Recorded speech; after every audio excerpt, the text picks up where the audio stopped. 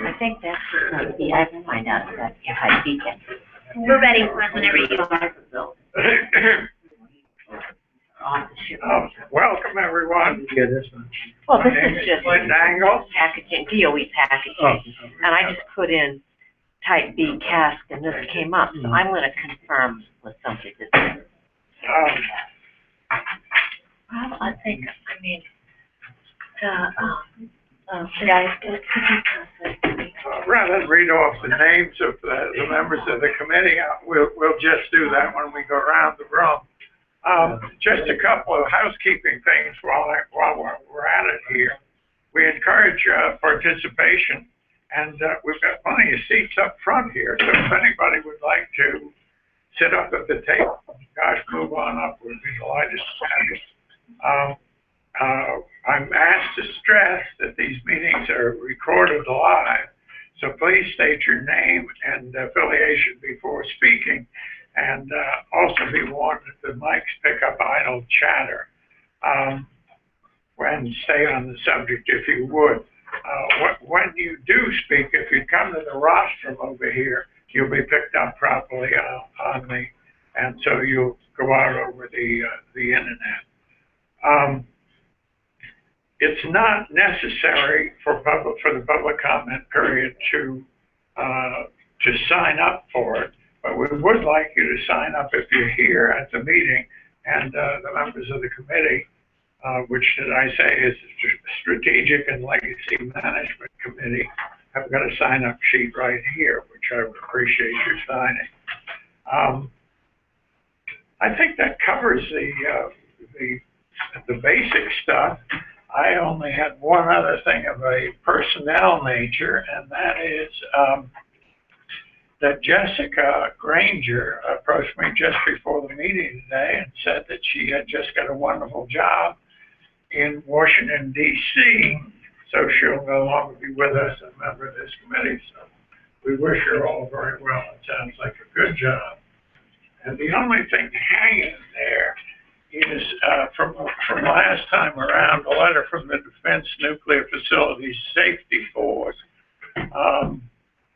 that got bucked down to us, talking in terms of shortcomings, potential of safety performance and so forth. And I think that Patrick is on top of that, and he's got 60 days to pull something together. And then if it's something that would be useful for us to come up with a recommendation, we'll do it. But for now, the 60 days are clicking. We've got at least 30 more. Patrick isn't here, is he? So we'll get an update on that in July. We're very fortunate today to have two wonderful presentations. The first is Doug Hensey doing an update of our appropriation discussion. And Doug, if you'd come up, we'd appreciate it.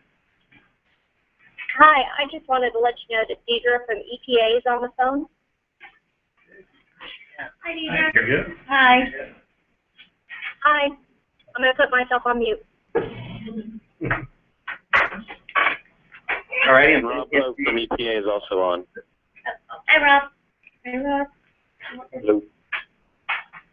Sure. Rob, how are you? Was it Rob?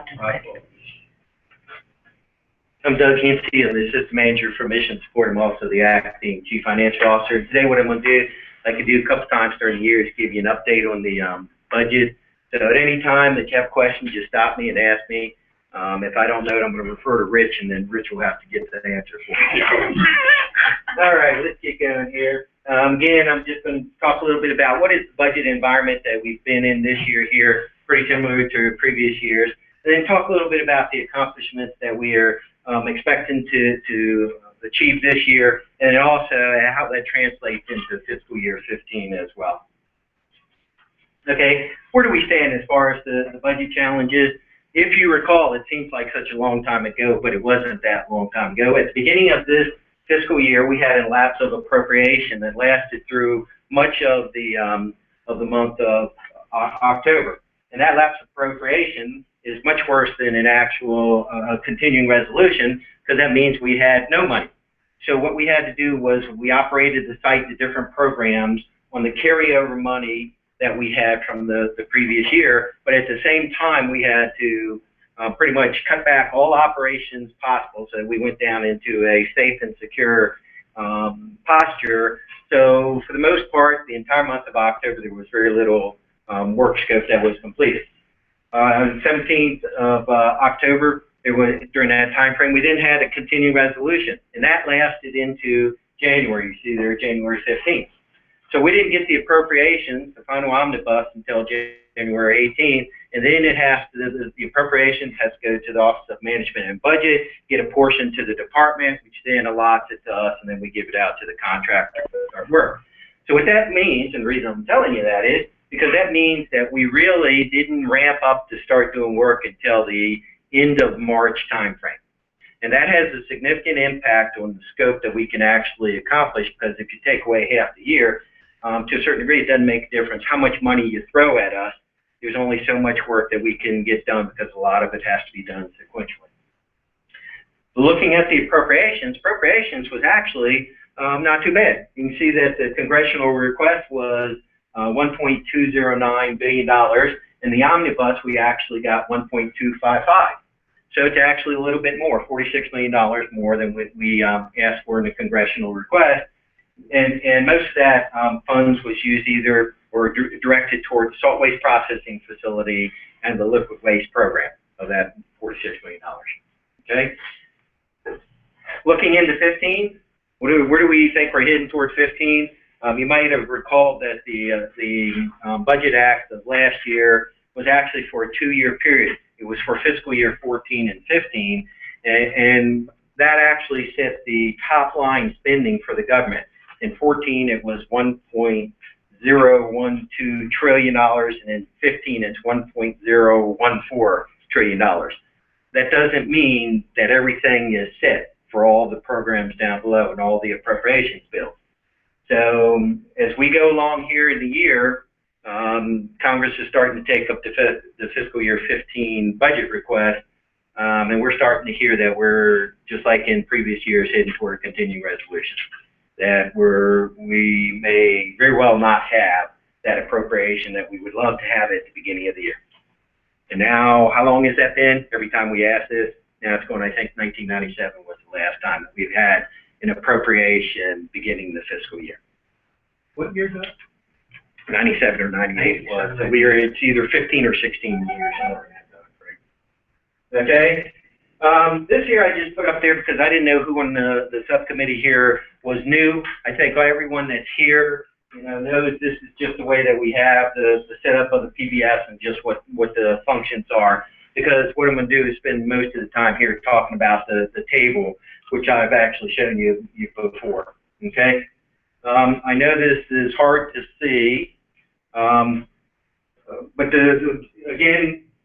These 4 PBSs, 11, 12, 13, and 30, are risk management and operations, and that's the control point that Congress gives us, is at that level.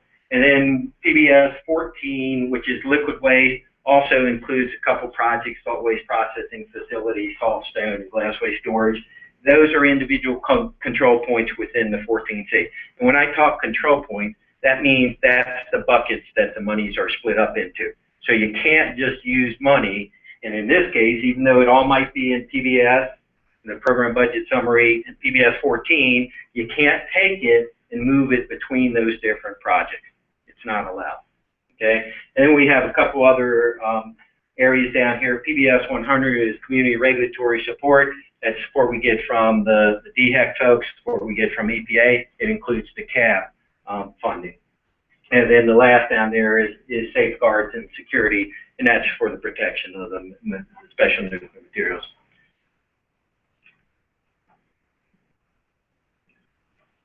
I guess you can't see that. Okay.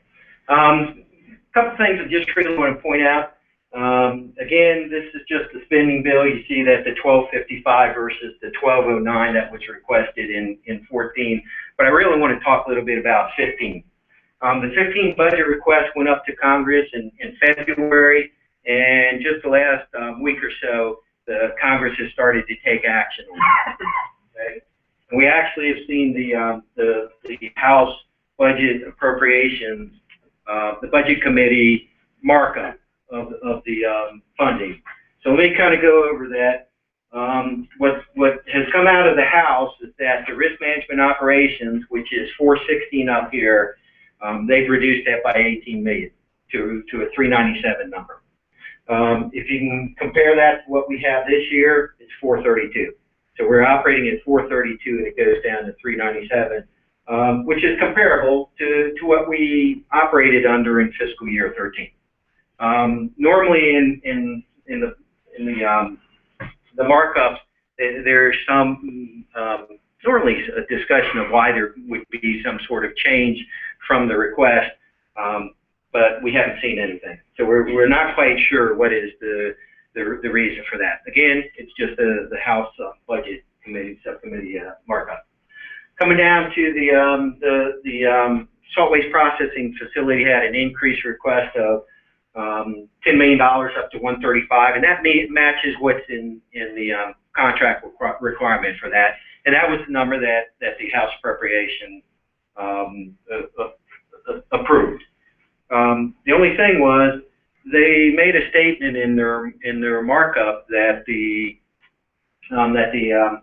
salt waste processing facility right now does not have an approved baseline to show, what the cost and schedule is based on the updated funding and profile and contract modification. So because they don't have a approved contract performance baseline, then they decided to reduce funding to the liquid waste program, which we find kind of interesting, right? We've been fighting so hard because we've been saying we're roughly, the last couple of years been somewhere around 100 million shy in the liquid waste program, and their kind of thought was, well, how do you know when the salt waste processing facility is going to start up? So those activities associated with salt waste processing facility that are in the liquid waste program, which are up here, we're going to reduce those.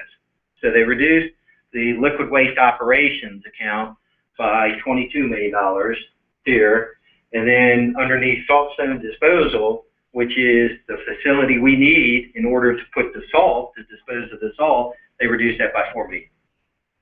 So, we're not quite sure, who's been in the discussions, but it's a little disconcerting to us because, that's one of our highest, it's not the highest priority program on the site, and we've been having discussions the last couple of years, and somehow seems like there's miscommunications there. So that, again, is the House markup, so the total effect is $45 million reduction from what's in the congressional budget request. There. So that is one markup. Does the site or do we have any recourse to start addressing what the House thinks is missing? No. Have to live with that? Well, what happens is you'll have the Senate is taking it up. That came out last week. Senate is taking up their markup.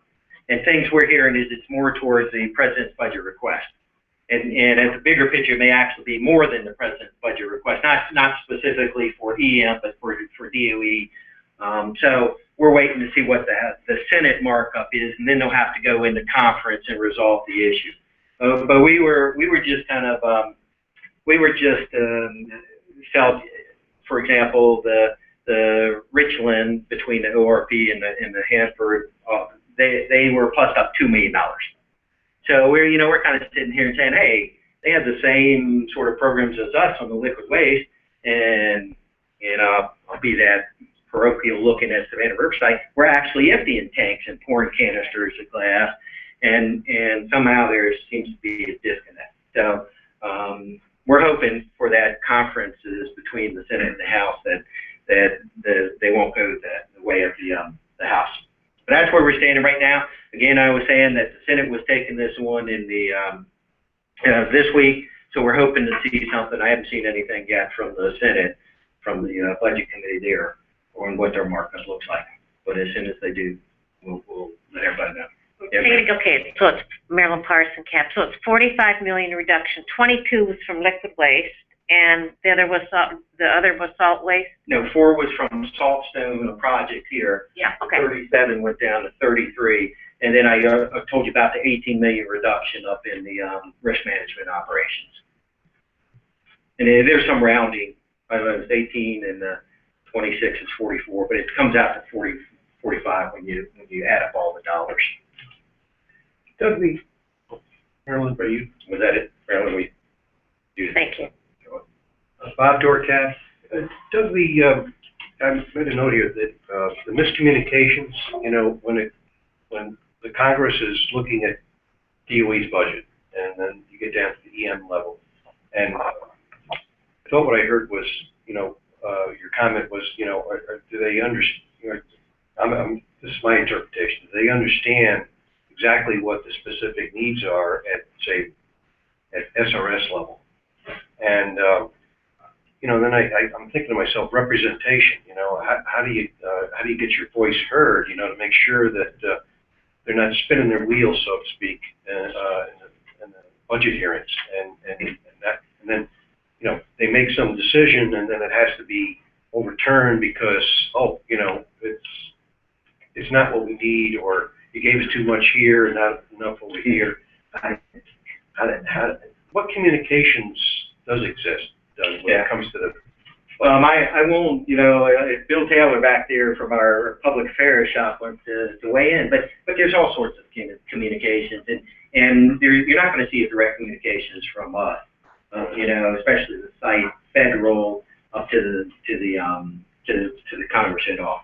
What you're going to see is a whole variety of assortments. You know, there's discussions that you have with the local congressional delegations for the state. They can go up there and do it within Congress. There's the discussions that you, as the Citizens Advisory Board, the SRS Community Reuse Organization, local leaders, you know, can do that. You, of course, have the interface between the Congressional Affairs Shop at the Department of Energy. You have to also have the Office of Management and Budget. And then, of course, you know, individual citizens, contractors can go up there and make discussions. So, you know, really, it's a whole myriad of things. And the one thing that we try to make sure as we're going out is that the message is consistent. You know, like our message we're trying to say is the high priority of the liquid waste program, the risk reduction that we get out of that to the state of South Carolina. And that's a fairly straight and simple message that can be carried by, you know, every different organization that is interested in that. But again, you don't know who actually has the, you know, that gets the most effect when it goes up there in Congress. And you see in this case here, it wasn't us. And part two, Bob Dorcat again, part two of my question then would be, is there anything that the SRS CAD could do, like a recommendation that would support the SRS site and making sure that you know, the public's voice is heard when it comes to formulating the congressional appropriations for site-specific EM? I don't know if there's anything, you know, recommendation or a letter. It's just that, you know, whenever you're out there talking to everyone, to the public and so forth, you got to be, you know, we all have to be saying the same message. And again, you know, our view is that Congress is the ones who give us the budget. We think we're down here. We believe we're doing God's work, reducing the risk and taking care of the liquid waste. There's nothing says that the country has to fund us because we don't determine our fate from a funding perspective. And so the rest of the presentation you'll see is how we do you know, we deliver the best that we can given the funding that we have. And again, that's part of the things I come and I talked about our life cycle cost estimate. It's just a matter of how long it's going to take. If you know what you got to do as far as scope, and we do, then how many years is it going to take to do that? And so, yeah, it's just, again, who actually, you know, is listened to. Karen. I know that the CAB cannot lobby, CAB cannot send recommendations to Congress, but I am pretty sure that our congressional delegation, both sides of the river, are focused on the Spanish site and what is and is not being funded. So my suggestion would be write personal letters to your congressman telling them why liquid waste is important and why you think it needs to be funded, and that you're a member of the Citizens Advisory Board, so you have the knowledge you need to explain it. And that's another voice. Yep. Okay. Thanks, Marilyn. Marilyn Parson Camp. Just tell us more about why there is no the reduction in the liquid waste program. They're saying it's because there's no approved baseline, I think were the words you used. Why, tell us more about why there isn't one and how that can be fixed. If you remember over the last couple of years, the solid waste processing folks have been having presentations. We talked about some of the things that affected their program, their project significantly. The stainless steel tanks, you might remember there were 10 stainless steel tanks had an issue from a quality assurance perspective, and that set back the project significantly. So the project cost for the construction was renegotiated with the contractor, and the contract mod was put in place. Okay, so that from a funding profile and the scope to go on the construction side has been renegotiated. They're in the midst now of negotiating the startup and commissioning phase, which is part of that contract. And so, you know, until you have both of those pieces put together, then putting the true cost and schedule baseline together, that's what is being, they're working on it, but until they get approval of the commissioning and startup phase, then they don't have an approved baseline. It's got to go back up to headquarters and get approved by headquarters what that baseline is. And so that's what Congress is saying is we want to see that baseline for a solid waste processing facility. And that'll lay out cost and schedule from now through the construction phase, through the startup and commissioning phase. Just shake your head. It's, you know, it's interesting. I mean, it's because of construction. It's because of issues with the salt waste project that there's no baseline because of issues there. So how long? I mean, when will that be done? Do you think? I mean, was that a year or a few months or? I don't know what the I'll get you that answer. Okay. So Rich, write that down for me. Get with the project. I mean, is it likely that for the 2016? Yeah, I think there will be an approved baseline. I think that it's like the end of this year, but I need to go back and verify what it is. Yeah, I'll get you the exact time frame. Thank you. You're welcome. Okay. Any other questions? Just kind of now. I'm just going to go over a couple of things from what is the scope to be accomplished over the next couple of years. Doug? Yes, sir. This is Rob Pope from EPA. I just wanted to ask if you knew what the what looks like the 11 million plus up for safety and security was. Anything in particular? Yeah, what is that is supposed to go for the initiation of the Argus project in H area. And what the Argus project is a entry control system. We have an old, decades-old entry control system, you know, alarms, you know, punch-in numbers and things like that in order to get in. And the Argus project is basically to replace the old, decades-old entry control project. So some of that is to pay for the negotiated increases in the security force by the labor agreements, and then some is for the Argus project. So that's what that $11 million goes for. Okay, thanks. You're welcome. So this here is just kind of a quick overview of things that we're going to be working for fiscal year 14. I'll just run through it real quick. Site-wide, it's to meet all the regulatory commitments. PBS11, we're going to be processing the spent fuel. We're also going to be doing preps for the Canadian liquid waste that we're bringing down here. It's doing production of material as seed for the MOX facility. Even though you've heard about the MOX facility, reduced funding, right now that we're continuing to produce the feed so that if it did start up as planned, and anyway, the material that we have would have to go through this process anyway, even if you disposed of it. So it's not that it's a waste of time or effort. The Building 235 risk reduction, we're working on that. And then packaging plutonium for disposition at WIP. Now you say, well, you know, WIP right now is down, and that's true. But we want to be able to, as soon as the whip comes back up and operating, we can ship the material out there. Until that time frame, we'll package it and it'll be out in our solid waste management facility, ready for shipment. And in used fuel, PBS 12, it's basically the normal things that we do. We'll continue to receive the foreign and domestic research reactor fuel. And then you've heard about the AMCAP program. Maxine's talked to you for the, in order to continue to assess and then to be able to extend that lifetime of the facility. So it's to do those little projects there. PBS 13, solid waste, and that's just, it'll continue to gather the solid waste from all the generators on site. It'll be storing that non-moxable plutonium ready for shipment to WIP. And it'll continue the waste operations from throughout the site. And then included in PBS 13, that's where our infrastructure funds come from.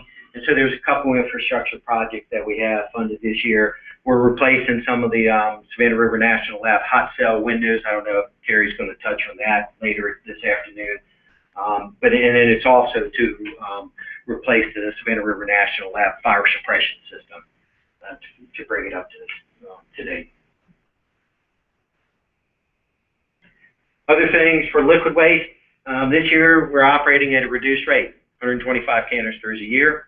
I think you've heard that on several presentations. And then operating the actinide removal process, the modular caustic side solvent extraction process at 800,000 gallons.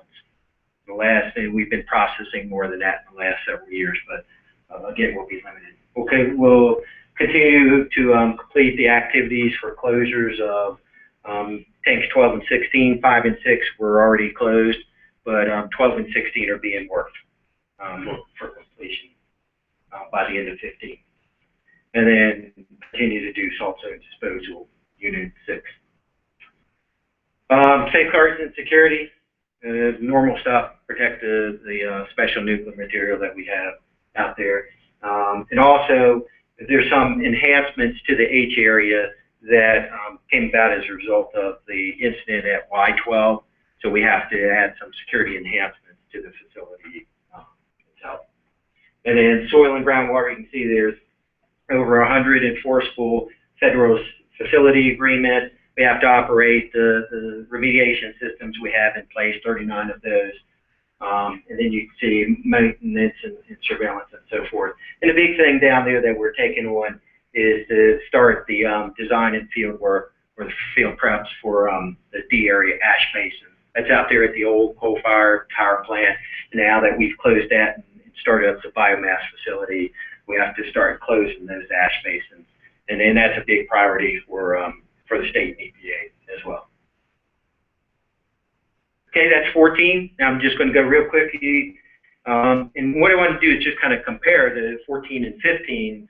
And these, what you see here as the accomplishments, are based on the congressional request, not on what we would have to reprioritize as a result of that $45 million decrement, if that's the case.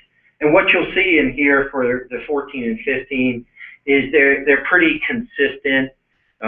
There's the dollar figures that I showed you before. In 14, it was 1255, 1.255, and the congressional request was 1282, 1.282 billion. And when you take escalation into account, it pretty much eats up that that increase, that $26 million increase. So realistically, what you're looking at here for fiscal year 15 is pretty much site operations continuing at similar level to what you saw in fiscal year 14. So you're looking at, you're still doing that processing in the nuclear materials. You're still collecting the spent nuclear fuel in PBS 12. 13 collecting the solid waste. 14 is operating at that reduced level. They're 120 to 130 canisters and about 1 million gallons of salt waste disposed. And then because tanks 5 and 6 have been closed this year, it's continuing to work with tanks 12 and 16. And then you can see the for PBS 30 to complete the federal facility agreement milestones, take care of those remediation systems and continue field work on the D area ash basin. So I think that's about it. Yep. And so, we use this we deliver, but we're serious because for all of the difficulties we have from things like the lapse of appropriation, continuing resolution, when it comes to the end of the years, there's a lot of work that gets done at the site. And one of the things that, from our perspective, is even if the dollar figure was not necessarily increased, getting an appropriation at the beginning of the year is very significant, and when we can actually start the work and at what rate we can actually complete the work. So that's one of the things we keep talking in public forums is, Karen talks about writing your congressman. That might be one of the things is, let's get an appropriation at the start of a year because that's probably has the greatest impact that we have. So does continuing resolution, do they slow down the work you can start and is part of our schedule issues, are they because we have this ongoing continuing resolution? I'll give you two. Yeah, there's two things. If you have a new project, you can't start new projects. So, for example, I don't think I didn't really point it out here, but if you go back to this slide, see where I talked about salt zone disposal unit 6? It's now at the stage where they're starting to build it. So in this year, it's been broken out only in fiscal year 15. Okay, so up until that point, the number is up here in the operations. We could do operations funds to work on SDU6. Okay, if it's a continuing resolution, we cannot work on that project to continue construction. So that's a specific example of we've been working at for 2 years now. That'll have to stop because this year it becomes a line item project specifically funded, and so that's a specific example. The other thing that a continuing resolution does to us is that, and I've talked about it before. What they do, we get direction that you have to take the lower of for your funding. Okay, when I say the lower of, you have a House markup, you have a Senate markup, you have the President's budget request, and you have the previous year. And so how do you know which one you're going to get? You see, so the continuing resolution normally says operate at the dollar figure that you had in the previous year. So if you have a continuing resolution in 15, you could say, okay, I can go back to 14, and that's not too bad. It's 1255. The only thing is if the House has marked up these numbers, I already talked about 45, then those are the numbers we have to operate to. Because you don't know. They might all, when they do the final agreement, they might agree to what the House numbers are. So no matter what area it hears, we have to go through and take the lower of the number. And we have to operate to the lowest number because you don't know what it's finally going to be. So that's why how the CRs really hurt us. Because, for example, in a lot of cases, the House almost always marks up lower than the Senate.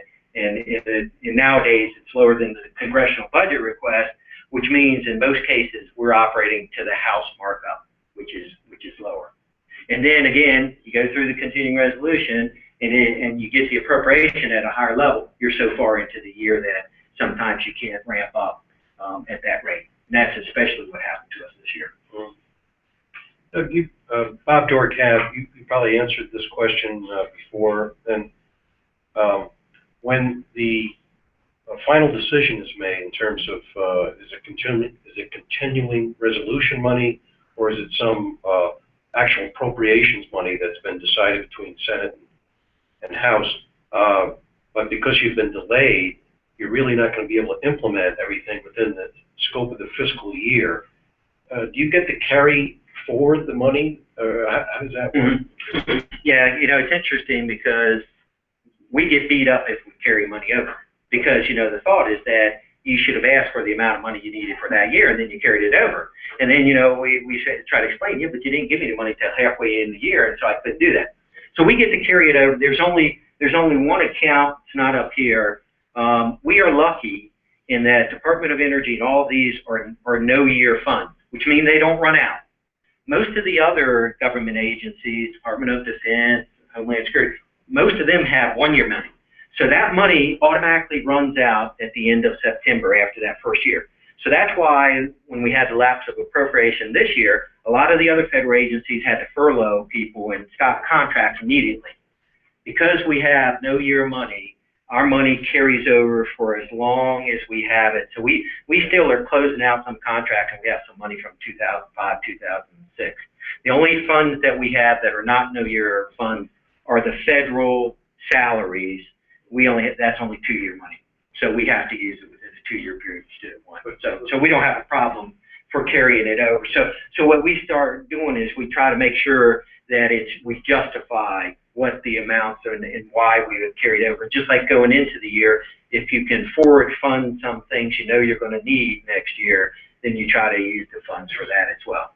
Yeah, I think arguably you guys do a great job of managing these stop and start periods and then furloughing money, and then it's like a piggy bank again when instead of furloughing people because there's a cutoff in appropriations, you've got escrowed funds and you can carry on the work, and there's a continuation of what you're doing. And that's why all the money that we have, we try to make sure we put it on the contracts and obligate it, because any money that we don't obligate, it goes back to O&B, and they can choose on whether they want to give it back to us. So we obligate the money to the contract, because once it's on the contract, then they can use it.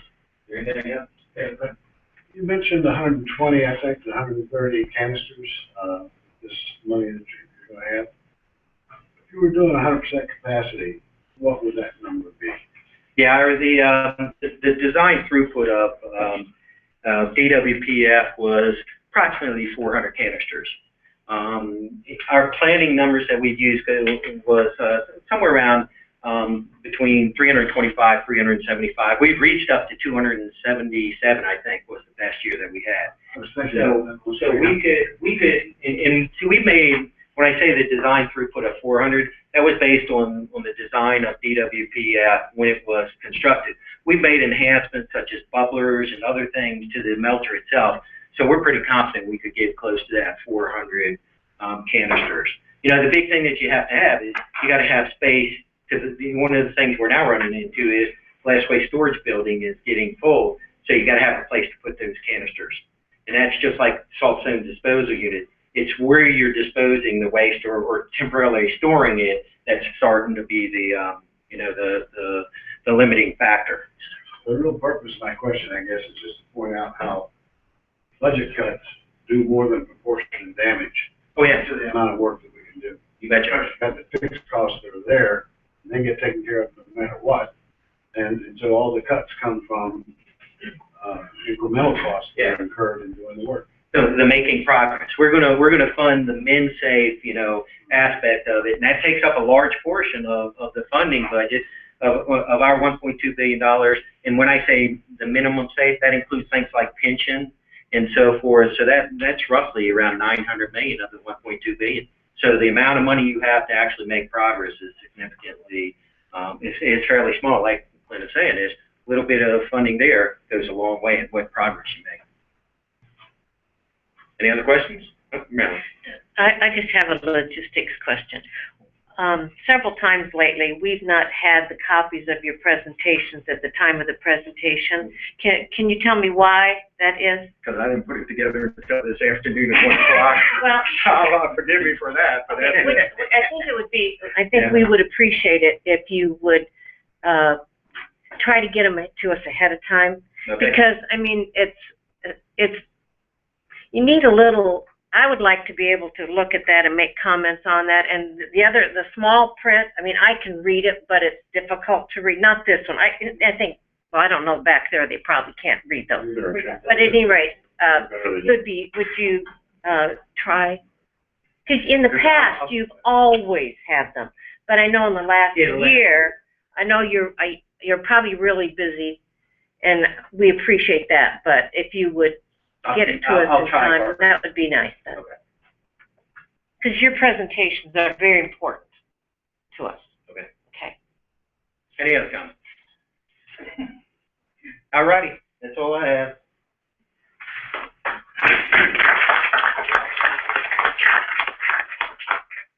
Thank you, Doug. That was first class, as always.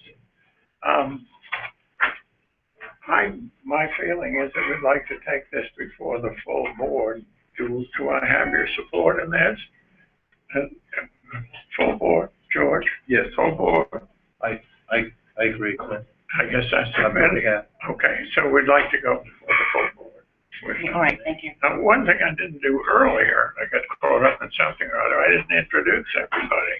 And so you're probably wondering who everybody is. James, we'll start off with my Clinton angle. James, can we start with you?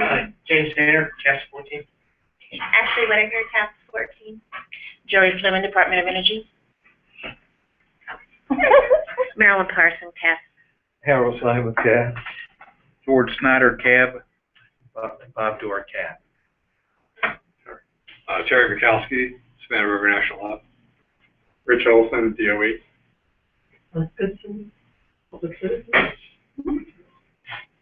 Tom Coleman, Arriva. Jim Carlson, SRS. Beaver Hammett, DOE. Sandra Waisley, DOE. Dan Burkfield, Defense Nuclear Facility Safety Board staff. Nuclear Technology Awareness.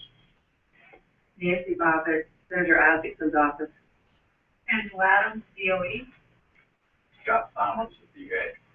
Greg Mason, DA. And Bill's back in the door there. Heidi back there. Thank you. Next, we have Terry Mikowski with us today, which is always a pleasure, and he's going to give us an update on what I think a lot of us believe is the heart and soul of the future of SRS, and that's an update on the Savannah River National Laboratory. Terry? And I did make copies, so.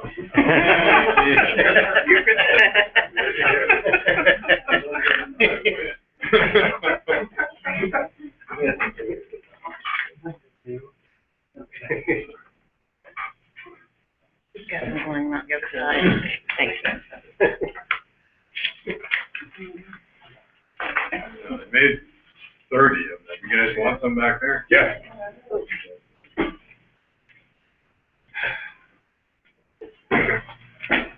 All right.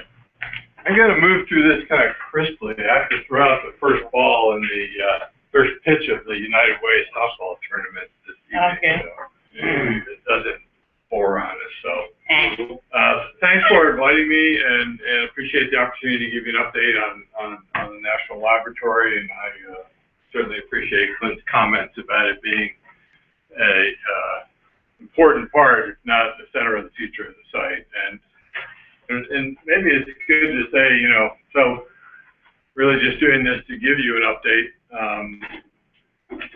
We just had a really great event. We celebrated the 10th anniversary of the National Laboratory, and had a nice crowd of smiling faces there. It's important to understand this laboratory has been in existence over 60 years, but it only became designated as a national laboratory in the last 10 years. And you might ask, well, what does that mean, and why is that important, or is it important at all? And it's incredibly important because this laboratory has a huge history of supporting everything on the site. As a national laboratory, it really designates us and liberates us to support the entire national complex and to do international work. And that's really, what I want to talk to you about is what has changed since we went from the Savannah River Lab to the Savannah River National Lab.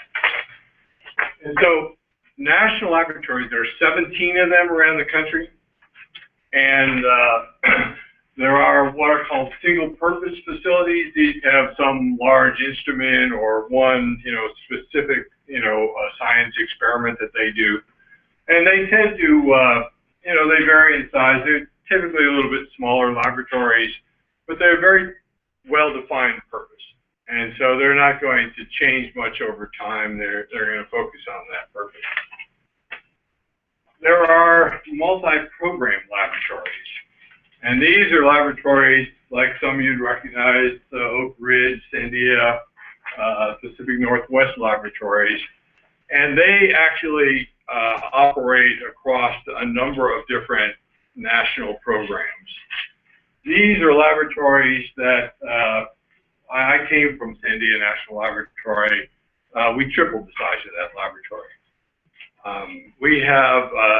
We built a research center there that brings in industry and startup companies that employs 1,400 people today. P&L has the same kind of output, somewhere around 2,000 employed people outside the lab, new companies that have come in to take advantage of the technology of the lab and start new businesses. The Oak Ridge, Knoxville corridor was just named by the Brookings Institute as the #1 innovation center for clean energy.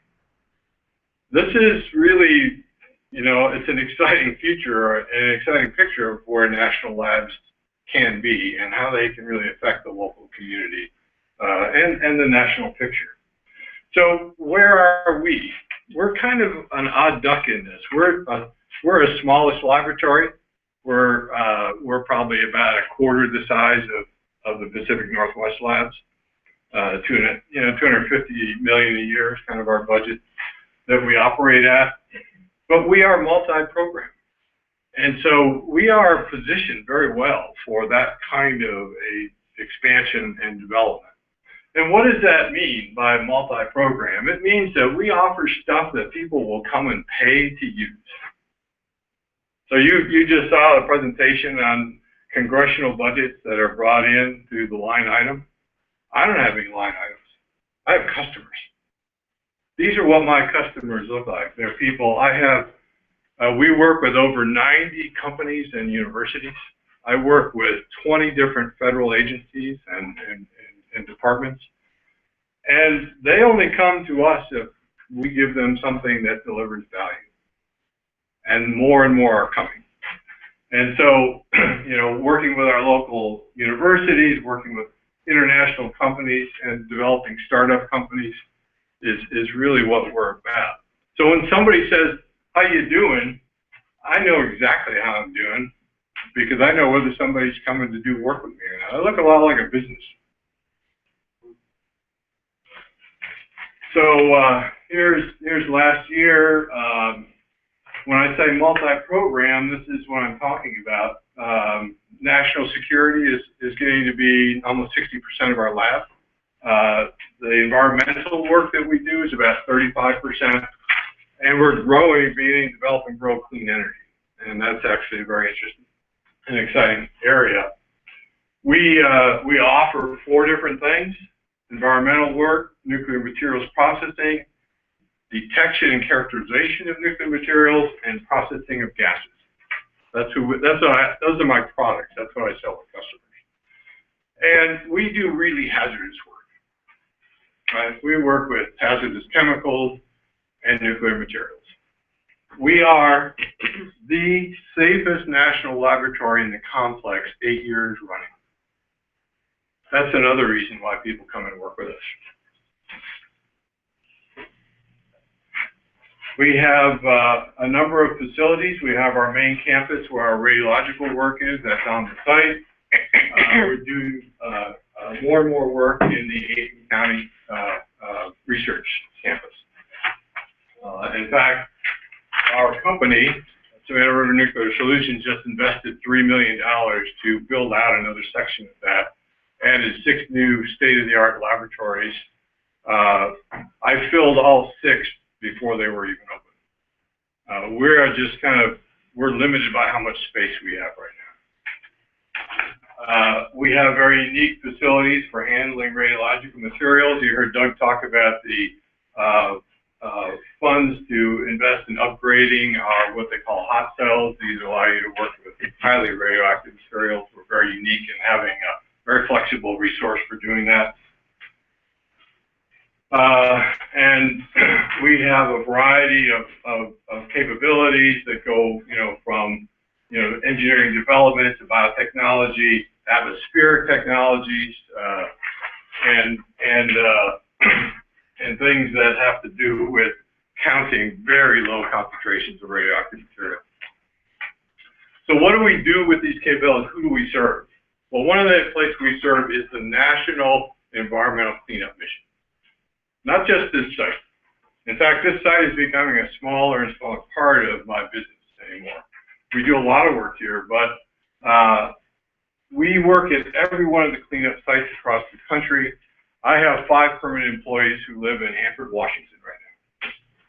We learn a lot here on this site. We are the world's experts in how to do this, and we're exporting that across the country. We're working, and we're the only U.S. Laboratory with contracts with TEPCO supporting their work in Fukushima. And we just signed 2 new contracts with them just a couple months ago. And it's not so much that we just work with them. In the last 5 years of our research has been converted into $5 billion of savings. And you say, well, where does that money go? Well, that's the money that actually allows you to do something else, right? You don't get to save it and put it in your pocket. You get to clean up more stuff.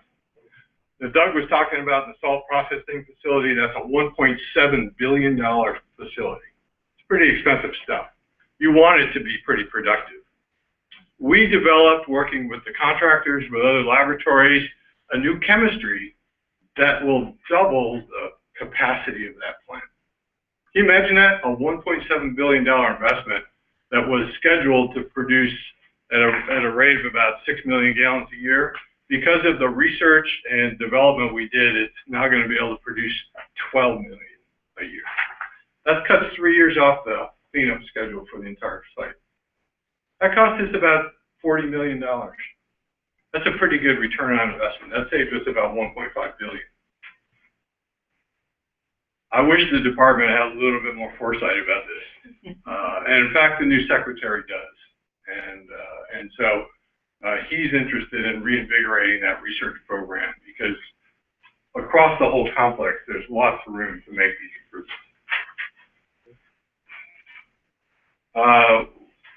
I said 60% of our work is what we call national security work, and this is work we do for, we operate the world's only crime forensics laboratory that's capable of handling nuclear materials. It's the FBI's radiological examination facility.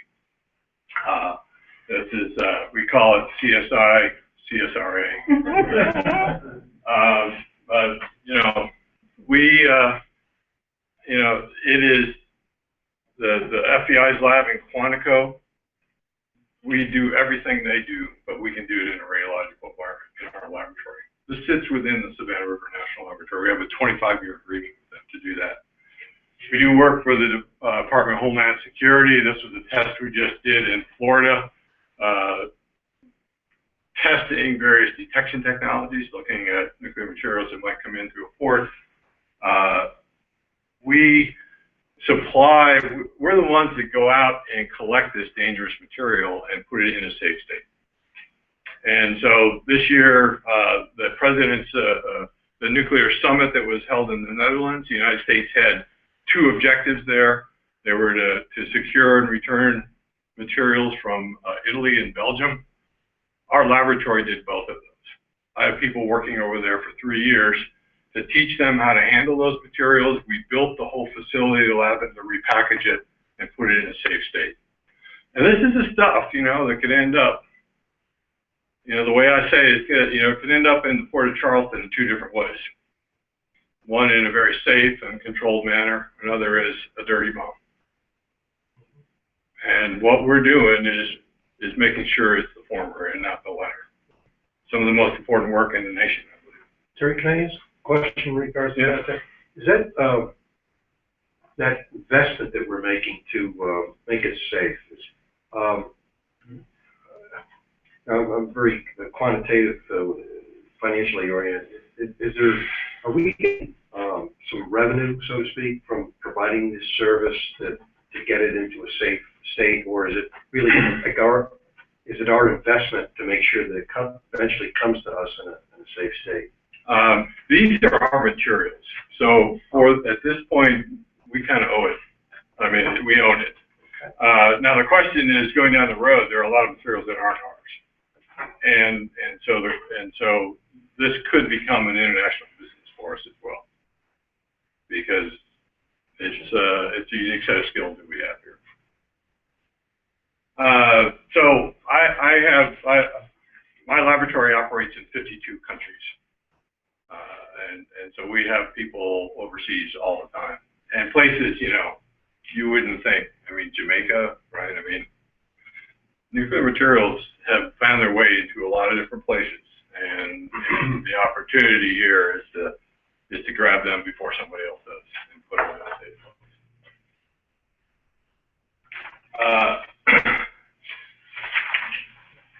You know, I mentioned we're getting into energy, and I'm a big believer that energy is a regional thing. If you live in the Southwest, you have a different picture of what energy is than if you live here where we do in the Southeast, versus, you know, people up in the cold country, and, you know, and so it's important to be part of regional partnerships. And so we work very hard to develop these kind of regional partnerships. We're a partner with Clemson and this large wind turbine drivetrain test facility that's in the Charleston Harbor. It's a $90 million world one-of-a-kind facility for testing these large wind turbines that will be used for offshore wind. There's nothing like this in the world, and this is a great partnership. We just had the dedication for that just about 3 months ago. Of course, we partner on hydrogen research here locally with USC and with local companies. One of the things we're doing is moving our expertise in hydrogen to natural gas. And we've developed some materials that could allow you to store natural gas in a vehicle without having to have it under high pressure, so that one could fill it up in your garage without high pressure pumps. And we're working with Ford Motor Company and BASF, large chemical companies, to develop these technologies.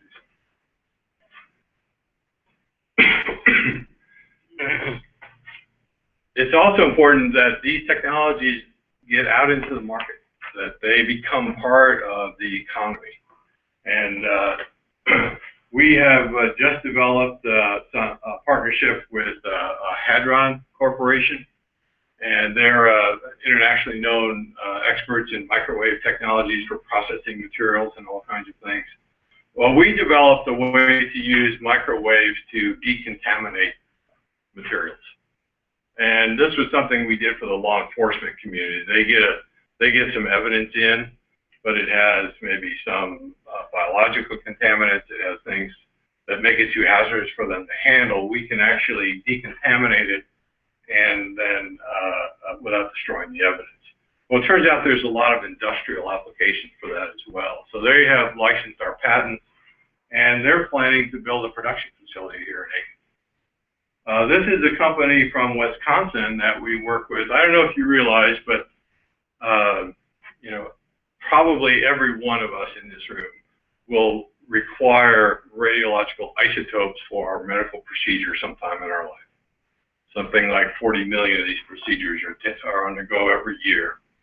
And one of the workhorses of this is a radioactive element called molybdenum-99. We don't make any of it in this country. We don't make a drop of it, but we all depend on it. And in fact, the way it's made, it requires some very dangerous materials. It requires highly enriched uranium to make it. So when Iran says we need to have highly enriched uranium, but trust us, we're not making a bomb, they're saying, well, we need to do this so we can have the same medical treatment you do. You guys use it, why don't we? Well, this is a company that we're working together with. We have an idea of how we can make this stuff without having to have the highly enriched uranium. This would change the game, completely change the game. So this is, you know, we do a lot of work in assessing the condition of things that are underground. We have underground tanks. How are they doing, right? So we've developed some really unique ways. Well, this is a company that assesses all the tethers for cell phone towers around the country. This is a huge technology that we're licensing out of the lab. This could generate a lot of revenue for the laboratory. And it's where you kind of take a really neat idea that helps the nation go forward and then work with a company. Now, when I met with Governor Haley a couple months ago, I said, you know what, the only thing I'm disappointed about here is of these, you know, of the 90 or so of these we're working on, there's only about 10 that are from South Carolina and Georgia. Why aren't we doing a better job of building that kind of, you know, home for those new developments here?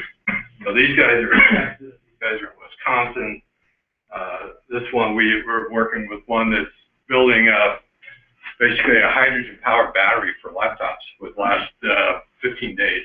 Yeah, and they're in the Bay Area, they're in California. We should have that stuff here. So where are we going with this? I mean, as Clint said, it is a catalyst for growth. Right? We have that global and national outreach. We are connected in that way.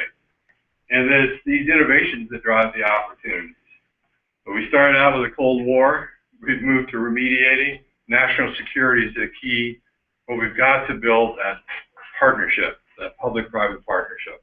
That's where that combination of that and new missions is where the growth for the region will be. And now I'm not gonna. So I think I'm going to just leave it here and say that, you know, we've learned a lot. We are the world's experts in how to develop new approaches to remediate the environment. We're selling that around the world. You know, we know how to manage these materials and put them in a safe state. And that's something that we need to do for the world. This is a global challenge. And this is where the leadership sits. There are opportunities to build some new businesses that would really spawn new economic growth here in the region. And there's no question that the track record is that national labs, the multi-purpose labs, really can do that well. And we're just getting started with that, but this is where we need your support. I need people to say that the lab really needs to get the attention. It needs to get the kind of resources it needs to operate on the same plane with these others. Okay? Terry, is that financial appropriations specifically that you just said? Or is it resources, people? One of the struggles we have is that, you know, everything on the Savannah River site is all one big thing. And they're not. They're very different things. And so the recognition that the laboratory is a different kind of element, it has a lot of integration with the site, but its future is really off the site. And so that recognition that the laboratory is an important and identifiable element of this. And then it is some appropriations that we're going to need to build the kind of the modern infrastructure that will drive this forward. Marilyn Parson, Ken. Terry, would you comment on, there's a congressional committee that is looking at all of the national labs. Right. And there is some concern that, of course, they're looking at redundancies and all that kind of stuff. Mm-hmm. And when we saw that, our immediate concern was, oh no, we don't. The last thing that we want is for this national lab to be impacted negatively by that. Would you comment on that committee and what they're doing and what you know about it?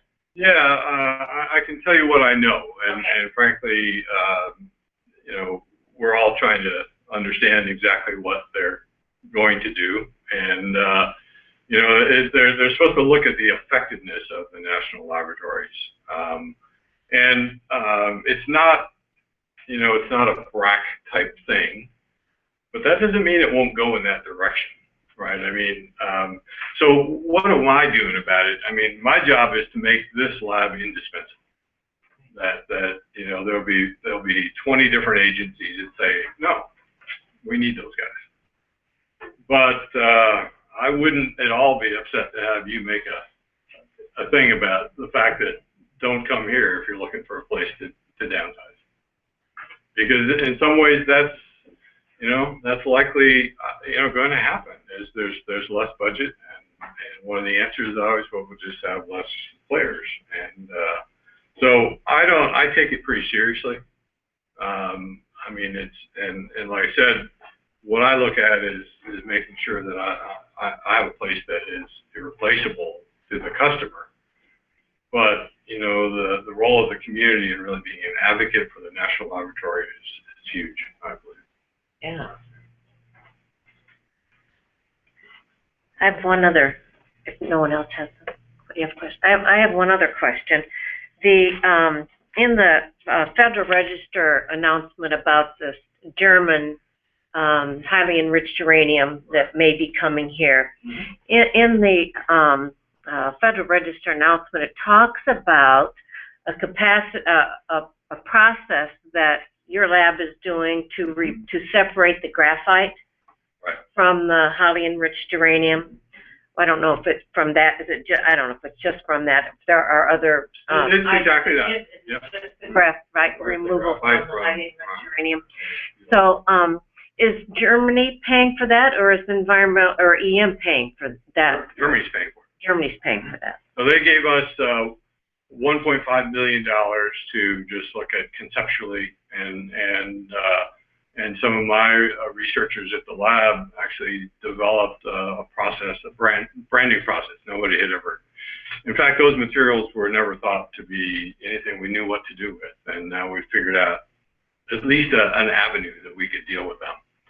They just gave us another $8.5 million to actually decide whether this is a viable process or not. And that's what this lab is really, really good at.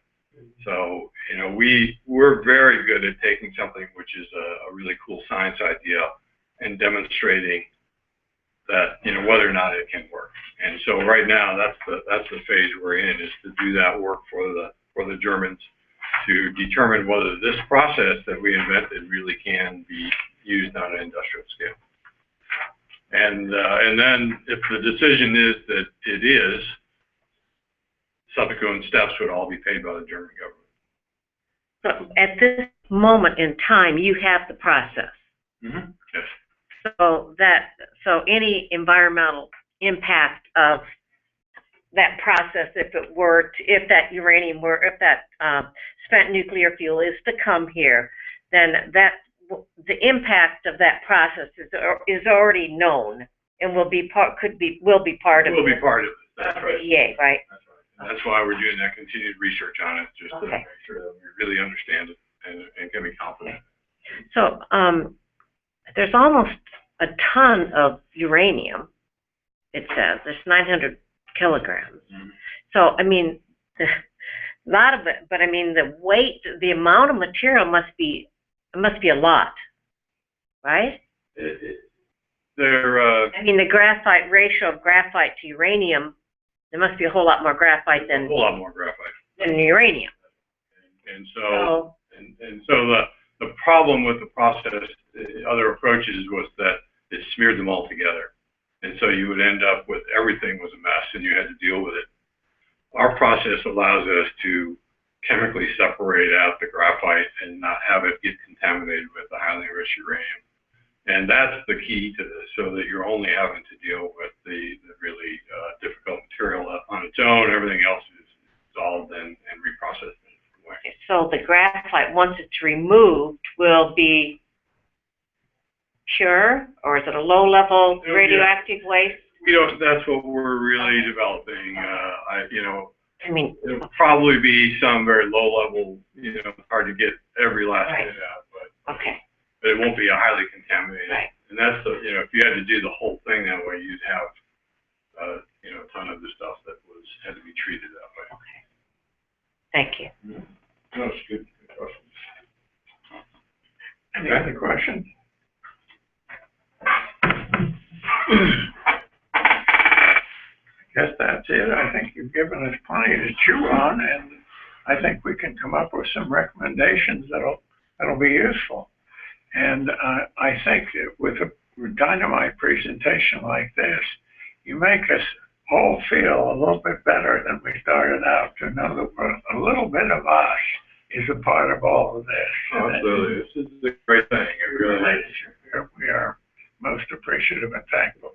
Okay, what's the timeline for the committee to make their recommendations? It's I'm a gonna year? meet with them actually on the 18th of July. So I serve on, there are 17 labs, each has a director. I serve on the executive committee. There are 4 of us who represent all 17. And so we're gonna have our first sit down with the commission on the 18th of July. And I think it's in the spring when they have their first report out, but it's less than a year away when they'll have their first report out. It is, yeah. Mm-hmm. Yeah. Okay. All right. Thank you.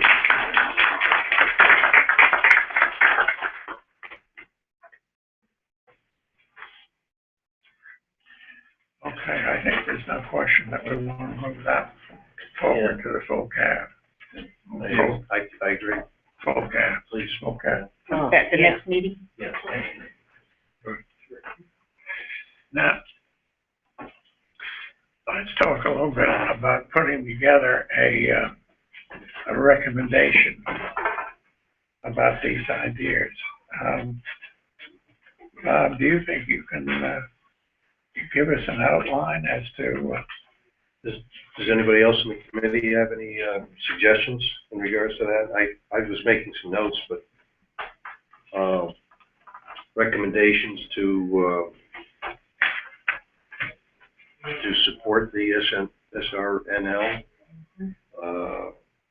financially. and with resources? What commission is the name of this commission that's looking at? That's doing this? Yes. I can find it for, I mean, I don't know, it's a committee. Is there somebody that knows what department? We should have, it's too bad he's gone. Yeah. I mean, we can find it, but I have an email about it. Oh, here, maybe I got you.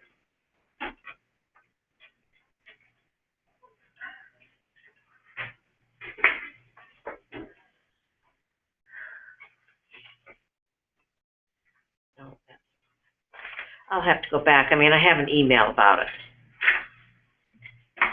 But it's a congressional committee. Okay. Oh, congressional committee. Okay.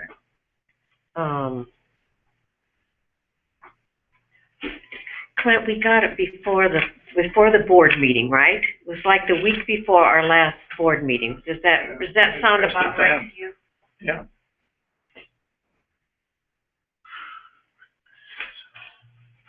Well, we can get that as part of the background.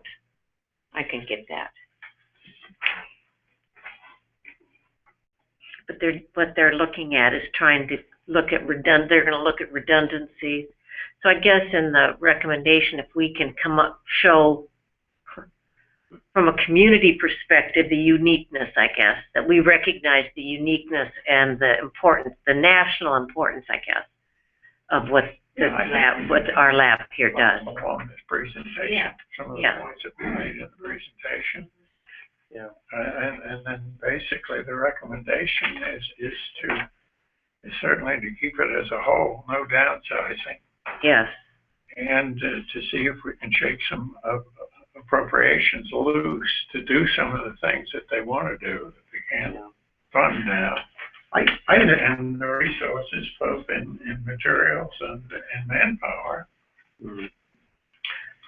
Because the manpower thing is a big deal because you mentioned that company that wants to stay in San Francisco and develop the microwave thing. I think that's one of those things he was talking about. And a lot of people, you give them a choice between San Francisco and Aiken. This is going to be a harder sale. And Clint, I had made a note too. I thought Terry was talking about South Carolina, the state government, good point. supporting.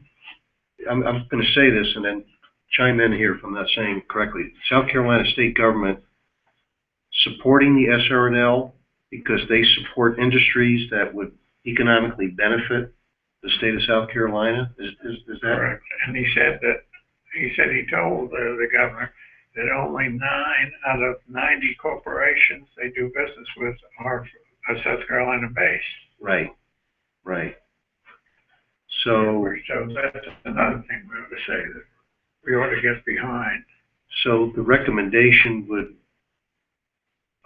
we could make, the SRS CAB could include commenting on, or asking, I'm just throwing this out, the state government to support the SRNL, or the state government supporting local industries. Yeah, it's probably got to be broader than just the Supporting local industries that can be supported by the SRNL. I'm just, trying to think the thing through here.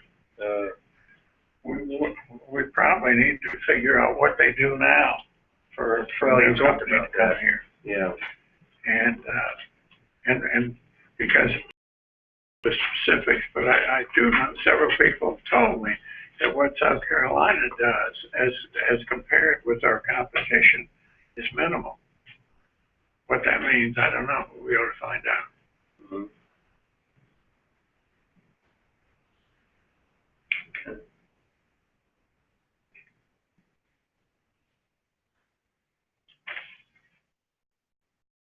Harold, you've been on the silent side. Do you have anything? I guess one of the things, we need to, the objective of the recommendation will be to provide support for the lab in view of this congressional review, right? I mean, at this point, we've written other recommendations that, how much we support the national lab. But this one, I think, is really to try to show support for the lab in view of the congressional review. So I think we need to look at exactly what their charge is so that we can zero in on those things that group is going to evaluate the labs on. Very good. So, and I was going back because I had sent you an email. I was hoping I could get here it is.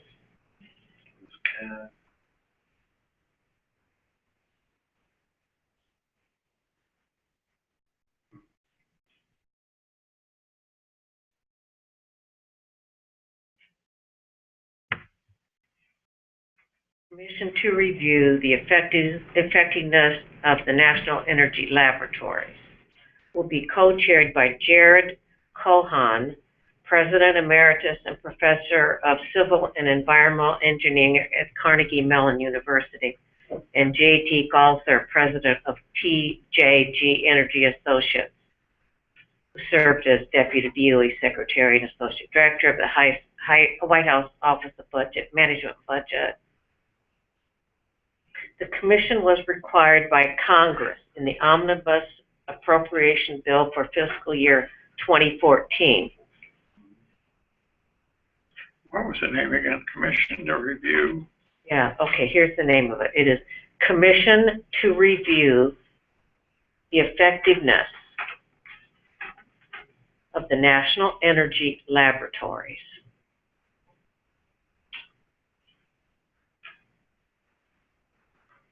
Bob Dorcat. Marilyn, is that an email that you have that was sent to you? Let me forward it to you. I was going to say forward it to... Well, I had given it to Clint, but I will forward it to you. All right, yeah, because it's background. It came from Energy Today, I think I'm not sure what the original source was. But it tells in here, it tells what their charge is. It says, among other issues, Congress directed that the Commission look at whether the labs are properly aligned with the Department's strategic priorities, have clear, well understood, and properly balanced missions that are not unnecessarily redundant and duplicative, and are appropriately sized to meet the department's energy and national security missions. The Commission also shall determine whether there are opportunities to more effectively and efficiently use the capacities of the national laboratories, including consolidation and realignment, reducing overhead costs, reevaluate governance models, blah, blah, blah. So I mean, yeah, I mean, you could look at that and say that, you know, an outcome might be to reduce, or even, I suppose, I mean, heaven forbid, eliminate one of them. But at any rate, so I'll send this email, but then we need to, you know, if we go in and see what their charge is, then we can try to focus our support or to show that the lab, try to get some support to show that the lab definitely should not be. This lab should not be reduced or eliminated. Based on our mission and our scope, if we're going to develop a recommendation, who is this going to?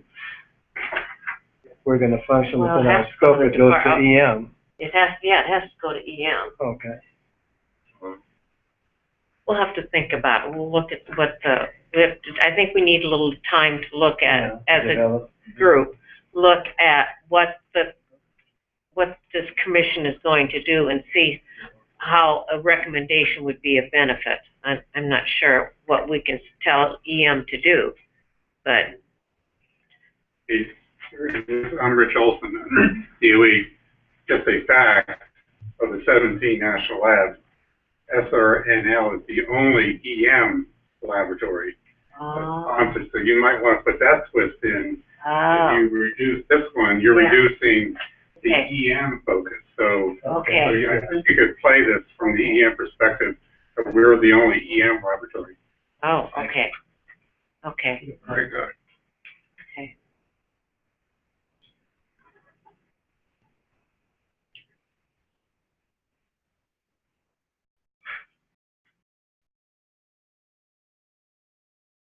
I don't know that we'll be able to have one.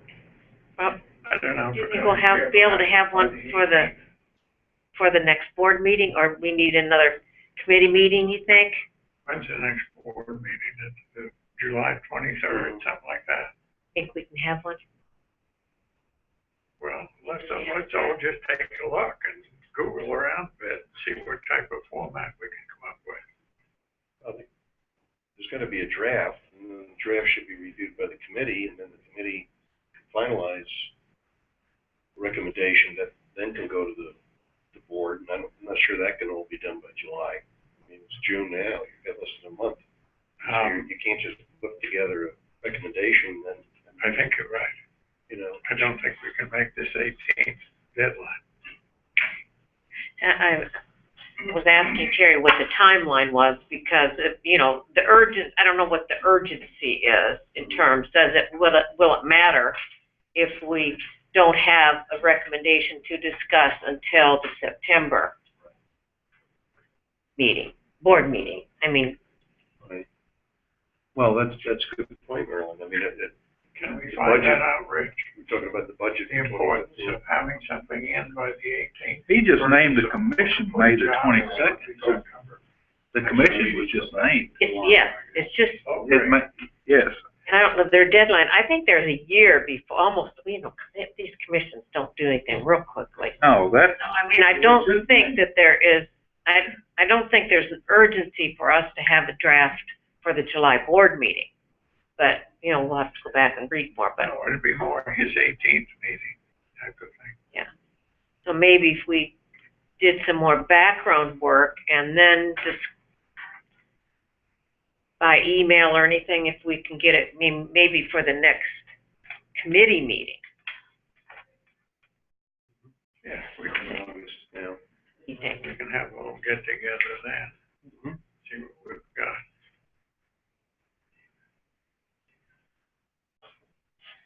All right, what else? Well, Clinton, I'm just thinking any draft recommendation that we can make in support of the SRNL should go through a committee discussion, just like we're doing now.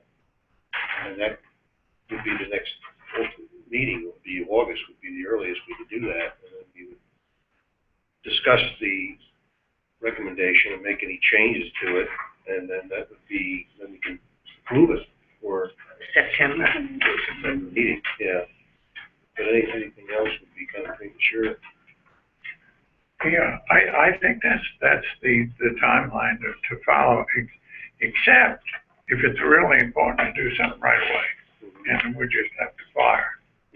Well, again, you have to have something, you have to have something written. Yeah, well, we could, I think, yeah, we probably could. All right, so, but should we look at the urgency? You know, the first thing we need to do is look at the urgency of it. Get that right. Okay. And so we'll get that. Okay. And within the next few days, and then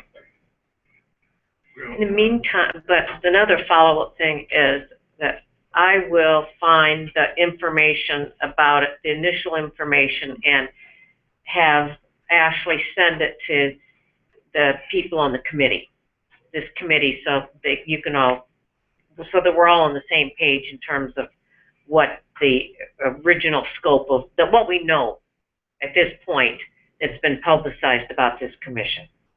And I'll do that sometime later in the week. I'll send that to Ashley so she can send that around. thank you. That'll be good. All right, the only other item we've got down here is the DNFSH letter, which I pick up at the beginning of the meeting.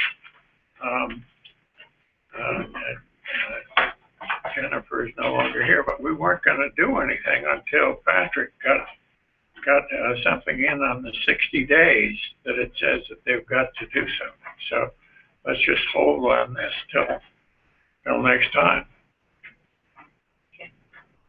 It's all right with everybody. All right.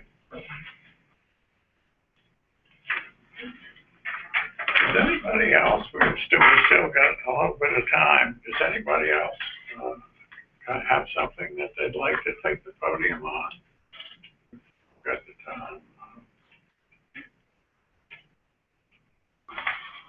Nobody seems too anxious.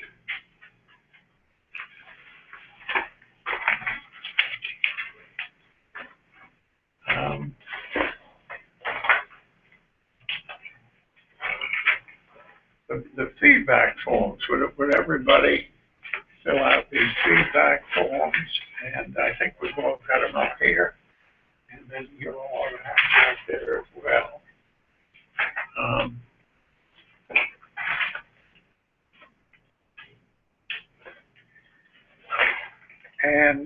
So forth. Oh, you want to start at 6, Tom, don't you? I think you started at 6:30. Okay. We can stop this off show now. We've got a 10-minute break here, if Tom goes along with that. And then the remediation committee will continue on for another hour and a half after a 10-minute break. Welcome. Thank you all for coming. Was that your call for public comment when you asked if anyone else had anything else to say? Yes. Well, let's see, who else is on do we have any committee members on? Okay. So we had EPA on the, okay. Yes, just EPA. Still on there? I'm still on. Hey, Rob, what do you think of the, budget that, the House, cutting back the money for the liquid waste program? I think that's very problematic. There's not a whole lot EPA can do about that, but it certainly causes problems. I think it will increase the problems that we have meeting the liquid waste milestones beyond tanks 5 and 6. And I think I can't speak for the state, but I would hazard a guess that they will not be pleased either. Say that again, that they will what? That they won't be pleased, that the state will not be pleased. Okay, okay. Well, what do you think the solution is? Why do you think Congress did that? I have no idea why Congress does anything at this point. But in terms of what's going on at the site, I mean, this baseline thing, you think that it has been real detrimental, and if that gets fixed, then the funding won't be so difficult? I think that would definitely help. I think there aren't that many states that have long-term DOE work ongoing, and so there are a lot of Congress people that don't see the urgency because it's not in their state. The major ones really are South Carolina and Washington. Right. A little bit in Idaho, a little bit in California. So that has an impact. Who's on the committee and marks up the budget. The other thing is, I think Doug touched on this too, is that until we see the Senate markup and see some compromise between the two, we really don't have any idea what's going to come out of the budget. But it is a concern, isn't it? It is. I mean, a further decrease of funding for the liquid waste program. I think we mentioned at the last full cab that we're now looking at a 2042 schedule to have all physical work completed at least. Any further delays to tank waste, I think, is going to push that schedule out even further.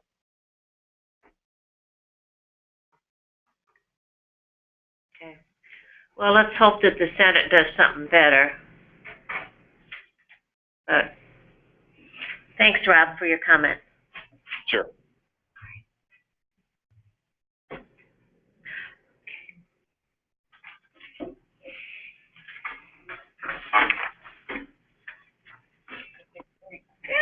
So,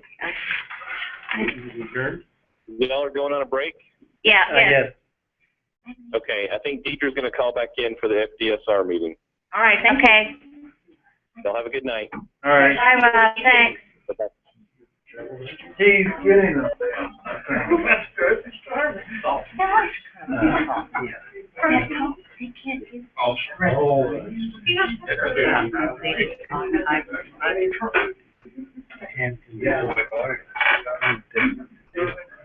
Hello there, buddy. I'm for an old man, I'm making Which will increase the time. Now, I have efficient. Oh, have you? Did you move to Electric? I had no idea getting ready to do that. No.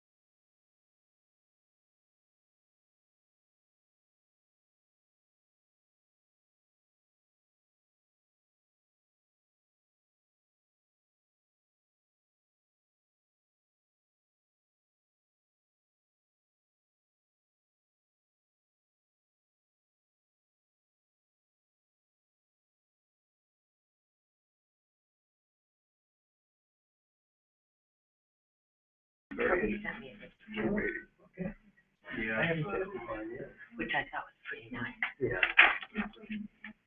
People are letting me check it out. Yeah. I bought 2 bundles. Yeah.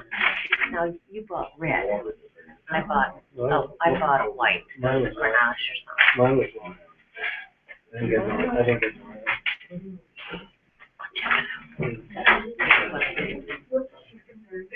we still have one from Kentucky.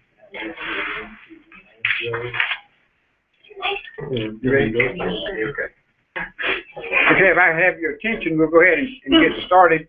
My name is Tom Barnes. I'm chairman of the committee, and I'd like to begin by asking the attendees to introduce themselves real quick, please. Starting. Yes, ma'am. Thank you. Angela Adams, DOE. Mr. Hammond, DOE. Kim Coughlin, SRS. Chris Bergeron, SRS. Gerald Blunt, SRS. Philip Prater, Department of Energy. Nancy Bobbitt, Senator Isaacson's office. Tom Simons, DA. Greg Mason, DA. Yeah. Taylor, Department of Energy. You're welcome. We thank all of you for attending. And we got it online. Nobody online, but there's some folks on the phone. Okay, it's folks on the phone. Okay. Who's on the phone? Deidre Lloyd with EPA. Okay, Deidre. Heather Cathcart with South Carolina DHEC. Good. Thank you. Anyone else? Susan Fulmer, DHEC. Anybody else? Well, thank all of you for being here. Our committee members, as I said, I'm Chairman. Lewis Walters is Vice Chair. Louis Chavis, Eleanor Hobson, Larry Powell, Bill Roden, Nina Spinelli, and Ed Sturkin are the other committee members. And Bill Roden just popped up online. Who did? Bill Roden just popped Bill up. Roden. He's online. Thank you, Bill. You're welcome. We'll have a public comment period at the end.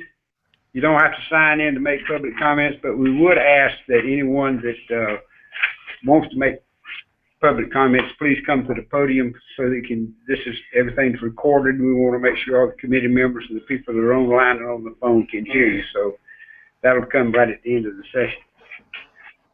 The purpose of the committee addresses the remediation of contaminated soil, groundwater, and surface water. The committee deals with issues related to the federal facility agreement, risk management assessment, the regulatory process, and other cross-cutting issues pertaining to environmental restoration. The committee also follows deactivation and decommissioning actions taken to reduce risk and cost following shutdown of excess industrial, radioactive, and neutral facilities. We have 2 open recommendations. Number 315, public meetings on background and status of high-level waste tank closure program. And number 317, fund an independent environmental monitoring program in Georgia. Our next committee meeting is on August 26th at 6:30 p.m. here at the meeting center. I think that day is on Tuesday. We're used to being on Monday, so you make note of that it's on Tuesday instead of Monday for the next committee meeting. We have 1 presentation by Mr. Blunt today, so Gerald, I will turn it over to you, sir. There are handouts in the back if everyone didn't get one on the table of his presentation.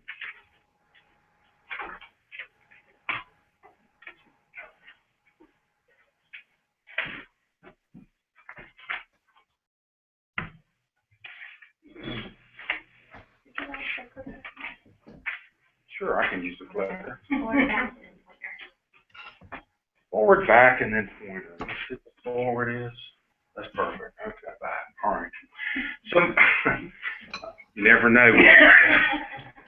So, my name is Gerald Blunt. I'm a technical lead with the Area Closures projects at the Savannah River site. I've been working on soil and groundwater cleanup at the site for about 24 years. And this is about a phytoremediation project that we have at the southwest plume of the mixed waste management facility. And this plume discharges from the old Rad Waste burial grounds into 4 Mile Branch via some springs that are there at the foot of the hill. And so it's a pretty interesting way that we've approached this. I've given this presentation quite a few times before. It's been a very successful project insofar as managing tritium releases at a relatively low cost. The purpose of this presentation is to update the Citizens Advisory Board on the progress with respect to tritium flux reduction at 4 Mile Branch and the irrigation additions that we've made relatively recently. And then, of course, this is to fulfill Facilities Disposition Site Remediation Committee 2014 work plan topic. I want to make sure that I get that. All right, so I've got some acronyms here. This is the acronym list. And when we talked about some of this stuff earlier on, and some folks looked at the slides, one of the things that was brought up was some of these terms, and I think I want to go over just very briefly, just to familiarize folks, specifically milliram. And a milliram is 1,000th of a Rinkin equivalent man, which is a dose, okay? And it's only touched on in these slides just to give an indication of the dose impact for a worker in the irrigation area and what the on-site and off-site exposure would be. But a person told me that I probably should go across, touch on this a little bit. Well, anyway, Rinkin was the guy who that discovered X-rays. And so his name was Wilhelm Rinkin, and this term was originally based on what a Rinkin, which is an X-ray dose number, and a REM, the Rinkin equivalent man, was a term that came out in about 1945, and it got really in the literature by about 1947. And of course, you know, that was related to the nuclear weapons that were dropped on Japan and the dose effects. And so people were trying to quantify what the dose effects would be from ionizing radiation.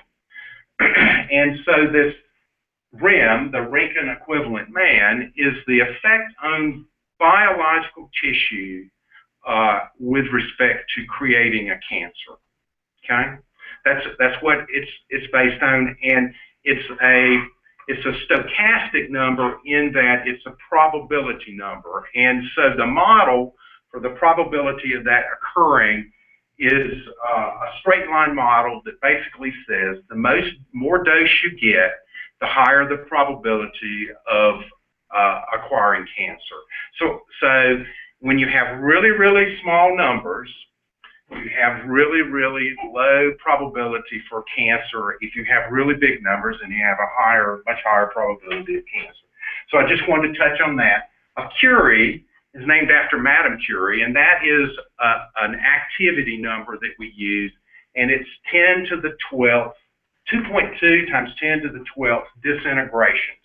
So that's a lot of disintegrations per minute. Okay, so the project goals for the phytoremediation project were to protect the water quality of the Savannah River. It's recognized as a drinking water source, and there are folks downstream that have a lot of interest in this. And there are no downstream drinking water or ecological issues with releases from the Savannah River site because the releases are very low now. In the past, some of the releases were much higher. And we are currently performing 3 corrective actions on the groundwater adjacent to 4 Mile Branch, and I'm just going to touch on these a little bit.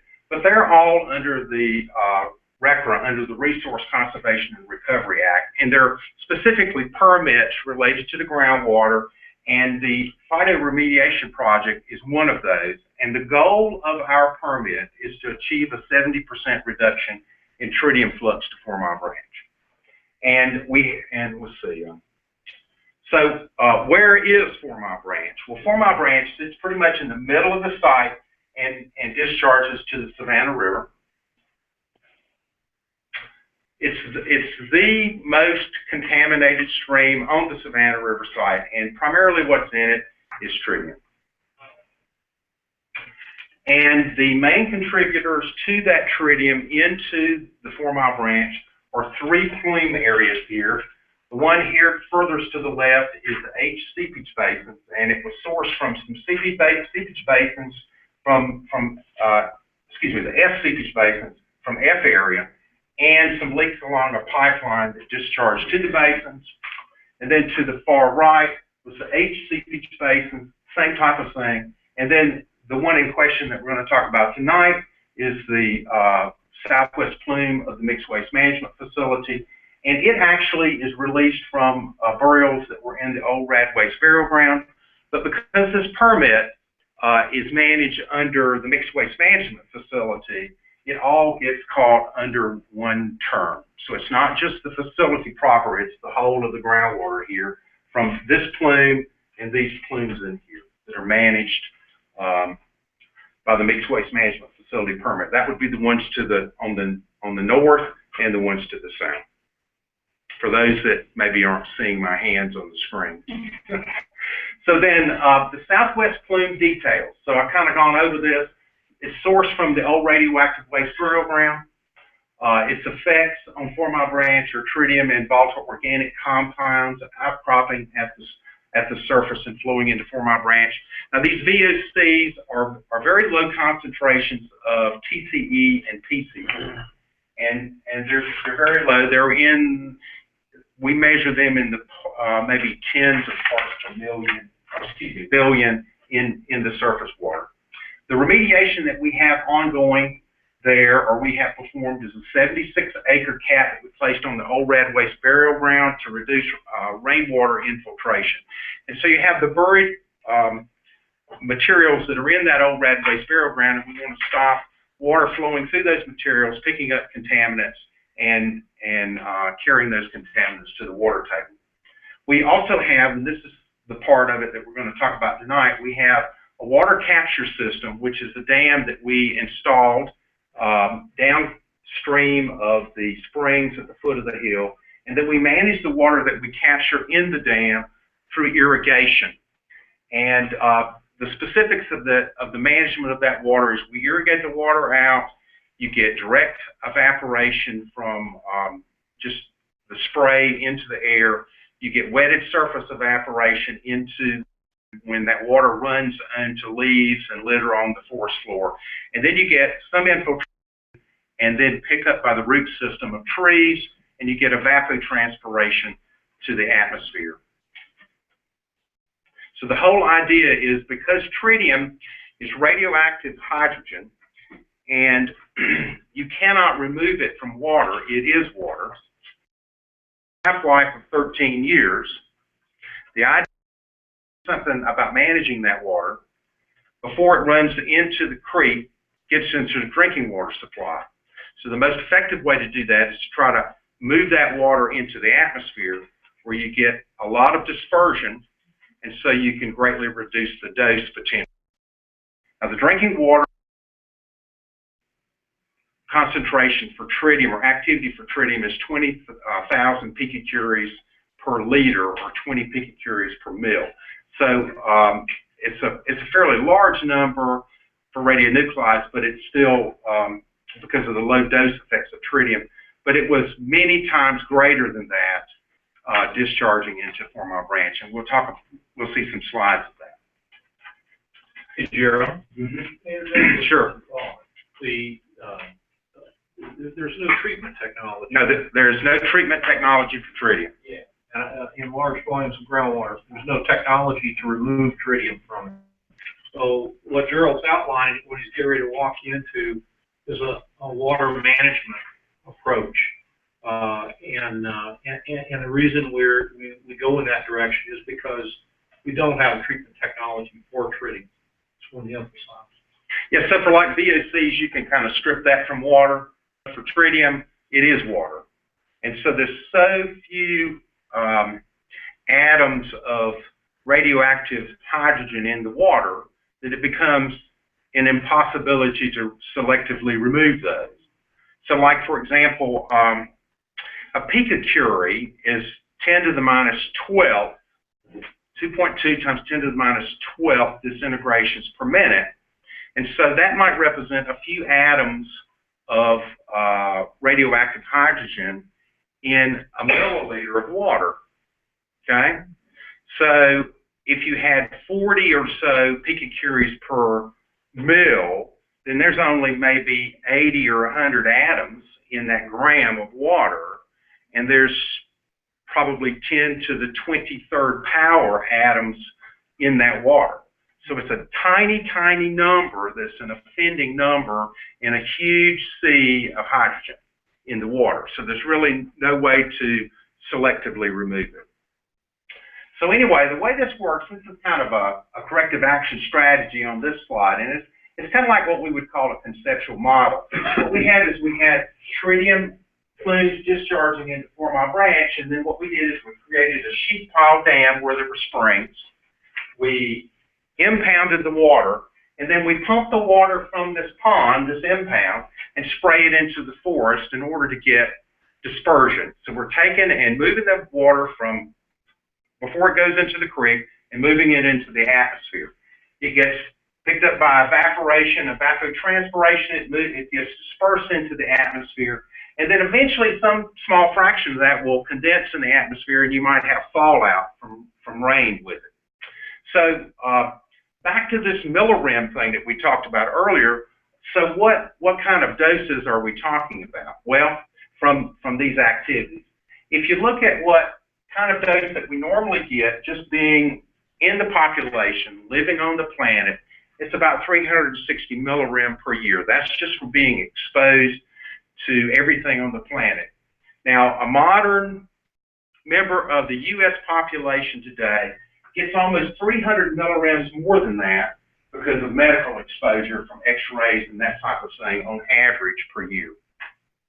So the dose that we know that we can calculate insofar as a maximally exposed worker working to irrigate this forest, which is the U.S. Forest Service that does this for us, is 6 millirems per year. So when you look at that and you compare that to 600 millirems per year that you would normally get, or 360 millirems per year, it's a very small number. And you would have to get, in order to raise your chance of cancer by 1%, you would have to have, roughly looking at the models, you'd have to have about 18 rem exposure to raise your chance of cancer per year by 1%. And we're talking about 6 millirems. So it's a very small number. When you look at the site boundary, it's 0.005 millirem is the exposure that we can model. And then at 40 kilometers out, it's 0.002. So there's virtually no dose effects from what we're doing.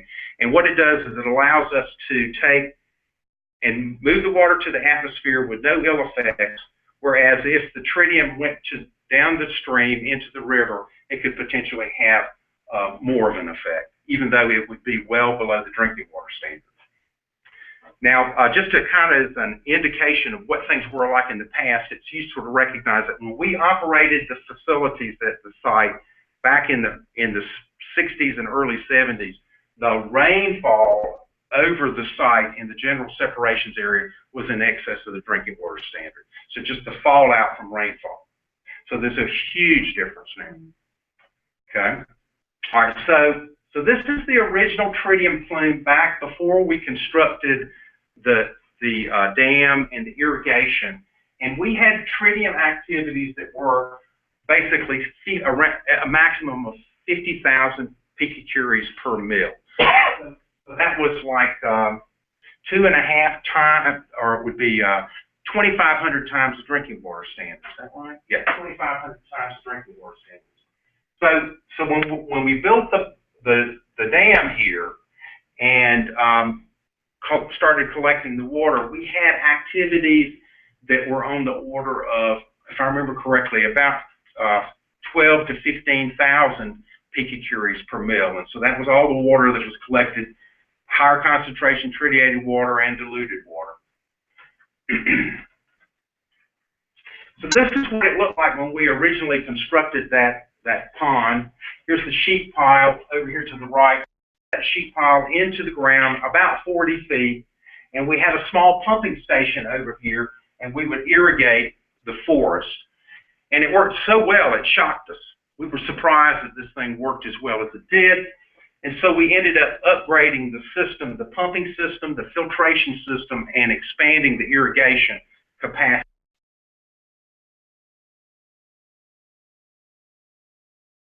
There was another photograph in here, but I don't know where it went to. But anyway, and I think it may be in your slide package. We had an original 20-some acres of plot that we were irrigating, and then we added an expansion in one area here, and an eastern expansion and a western expansion. That one, yeah. I don't know what version you have, but it doesn't have that picture in it, so that's okay. So here's the pond, the original, the pond that we constructed. We have a bigger pumping station here now, a filtration plant, and the total acreage that we're irrigating is approximately 60 to 70, I think. Approaching 70 acres. Now, what's really important is when we operate the system. Well, back in 2000, we've been operating this system since 2000. Had a concentration in 4 Mile Branch that was 655 picocuries per mil. So the drinking water standard is 20. When we closed the dam to the pond and started irrigating the water, we were able to drop that concentration down to about 200 picocuries per mil in 4 Mile Branch. And then we have been able to manage that sort of around between, 50 and 200 up until about 2005, when we realized that we needed to expand this irrigation system in order to manage all the water. And so in order to do that, we needed to put in a new pumping station, and so we had to drain the pond. So when we drained the pond, surprise, surprise, the number went back to 643.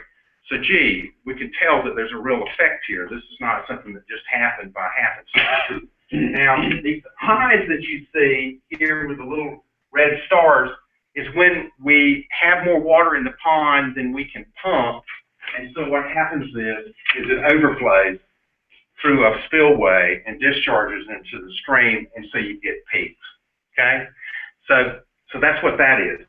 So anyway, since we started operating this system, we pumped 120 million gallons of water, tritiated water, and we have reduced the tritium discharges to the river by approximately 6,000 curies. So then it's kind of a combination of things. So like I said, we have a cap that we put on the old Radway's burial ground. So the first thing we did in 2000 was we built this system to try to manage the tritiated water, and then we started construction of a cap on the old Radway's burial ground. That was finished, I think, about 2008. And so and then you've had radioactive decay that's occurring. And so what's happened is the concentration that we see in the pond proper is dropping according to radioactive decay. But then the other thing we've noticed is that it's fallen off from what we can tell from the effects of the cap on the old Radway's burial ground. These things are working in concert. So that number that I was talking about where I said, it was over 10,000, so it was, okay, my memory's not that great.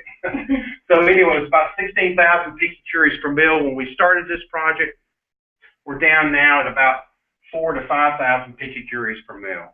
And that's from the cap and decay. So the whole idea is to manage this as best we can and let decay occur. So then, speaking about these other plumes, that I showed you with respect to 4 Mile Branch, the ones at F area and the ones at H area, we had a pump and treat system at F and H area to try to manage the the tritium flux to the stream. It was unsuccessful. So we switched to other technology, and all during that process, as we were switching to another technology, which I'll talk about just very briefly on this slide, we were performing this irrigation project here at the southwest plume. Now the other plumes, the F and the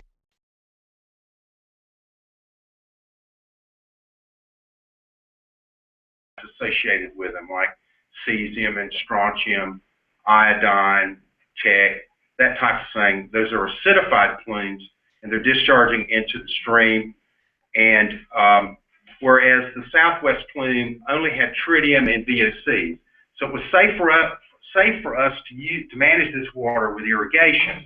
But those other plumes, it would not be effective. It would not be safe to do that. And so I wanted to kind of show a timeline on our cumulative effect on 4 Mile Branch to kind of bring this to some sort of a conclusion. So back in about 1997, we started the pump and treat system, and we operated it. And then in 2000, as you can see, we had very little effect on what was going into the stream. In 2000, we implemented the southwest plume, which was the largest tritium releaser to 4 Mile Branch. We were able to drop the tritium concentration in the stream dramatically. We terminated operations of the pump and treat system at F&H in 2003, had very little effect on what was going on in the creek. And then what we did, actually we were seeing breakthrough from that project.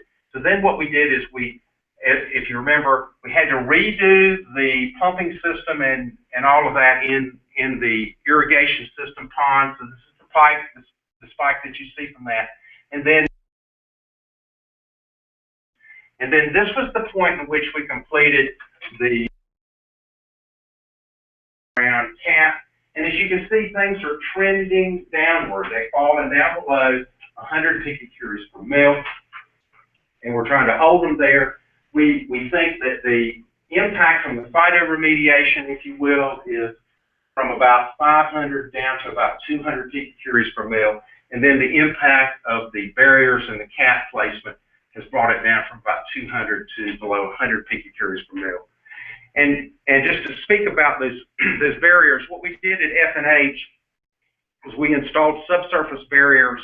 The lower part of the water table, where it was deep, had a lot more contamination than the upper part of the water table. And so what we do is we've done a couple of things with these subsurface barriers. They go down to about 80 feet below the surface, and we sort of decant the top of the water table off, such as the cleaner water reaches 4 Mile Branch and it holds up the contaminants. And then we also have changed the gradient of the water table, if you will, so that the velocity of water moving to the creek is much slower. So it's sort of a in concert type of thing. So now, what do we expect to happen in the future with respect to tritium at 4 Mile Branch? Well, we started out in about 2009, we're up here at this 120 to 100 picocuries per mil. If we're able to hold this steady into the future, which we think we can, then what's going to happen is you'll get radioactive decay. And we think that at the FM07 location, which is where this sample data was taken from, which is down below C reactor along 4 Mile Branch, it's one of our last monitoring points that we monitor for this project. We should be below standards, which is 20 picocuries per mil in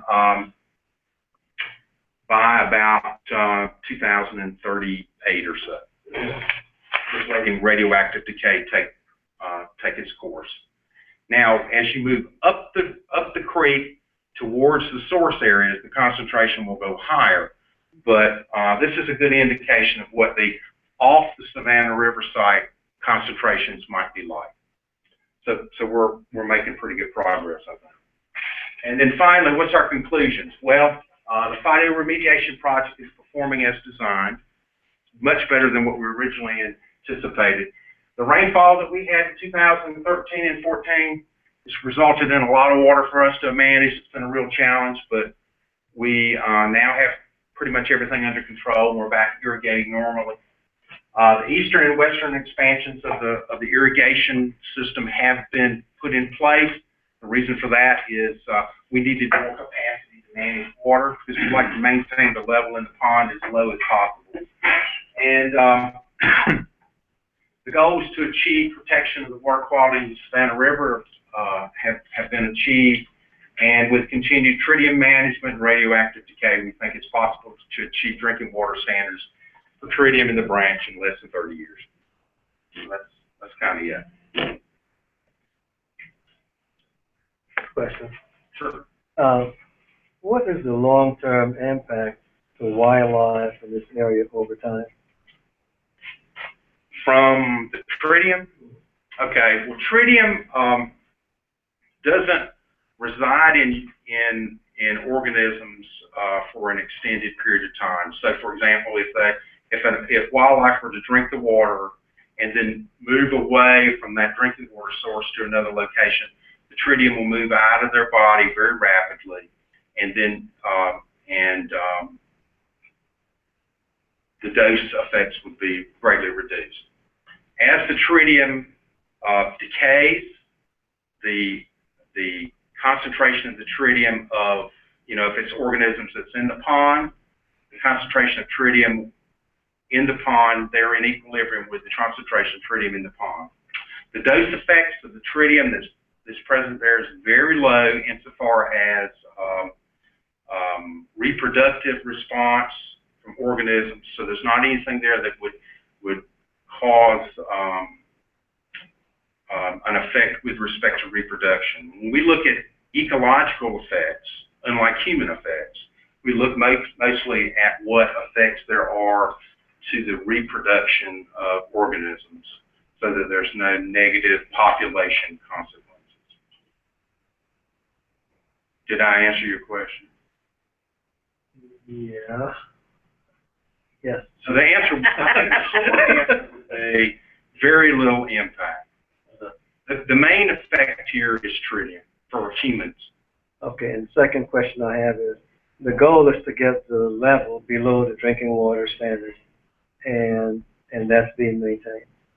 Yeah, so we're working along that path as much as possible. So all we can do is try to, there is no treatment technology for tritium in water. So what we're trying to do is to use whatever tools we have, and the best that we can manage is to manage the water, keep it out of the drinking water source until it decays. It naturally decays. It has a half-life of 13 years. So every 13 years, it'll be half of what it was, before, 13 years later, it's half the activity. Okay. And during the hunting season, are people allowed in that area? People are not allowed in this irrigation area at all, other than the workers that are there. We maintain controls in this area. Thank you. Yes, ma'am. Marilyn Carson Cap, you've been there for a long time, so let me ask, they're in reading about tritium in the Savannah River, because I'm one of those people that lives downstream that drinks the water. I got a place at St. Helena Island too, and I drink the water. Yeah, I'm not afraid to drink water. But in reading it, there was a flux some years ago, and the Jasper, Beaufort, Sewer Water Authority and the city of Savannah considered closing their intakes and doing a bypass. Where was that? So that would have been about 1990. 1991. Yeah, 1991. So in terms of what you've described here, was that in this? Wasn't this pond? It was someplace else on the site. Yeah. So what it was the restart of the it was the K reactor. Restart of the K reactor. And that would have been under the Reagan administration, where they were trying to make a big show with respect to Cold War and all of that. And so when they restarted the K reactor, there were some leaks that occurred in the heat exchanger in the primary cooling system of the reactor. And so this would have been like the reactor be like the radiator in your car in the sense that it was hooked to the engine. Well, this was the primary cooling system in the reactor, and there was a heat exchanger that was hooked to the reactor, and river water flowed by that heat exchanger to cool the reactor when they brought about restart. And something happened with respect to those heat exchangers, and there was a release of tritium. And so then they terminated the operation of the reactor. And I think the big surprise that folks got from that whole thing was is they thought there would be a lot more dispersion of the tritium in the river as it went downstream. But what happened is it sort of moved through like a slug. And so people then were concerned about should they terminate the pumping until this wave of tritium passed. And, you know, I was around at that point in time, but I don't think they ever terminated the pumping because they determined that the concentrations were pretty low and the health effects were minimal. But it did excite a lot of people, and it should have. And so, you know, since that time, we've worked pretty hard to do something about the tritium releases from the site. And of course, we're not operating any reactors anymore. So, and they were rather old vintage reactors. So in the burial ground, I mean, when will there be no more tritium from those sources? There'll be no more tritium from those sources after 10 half-lives that has much of an effect.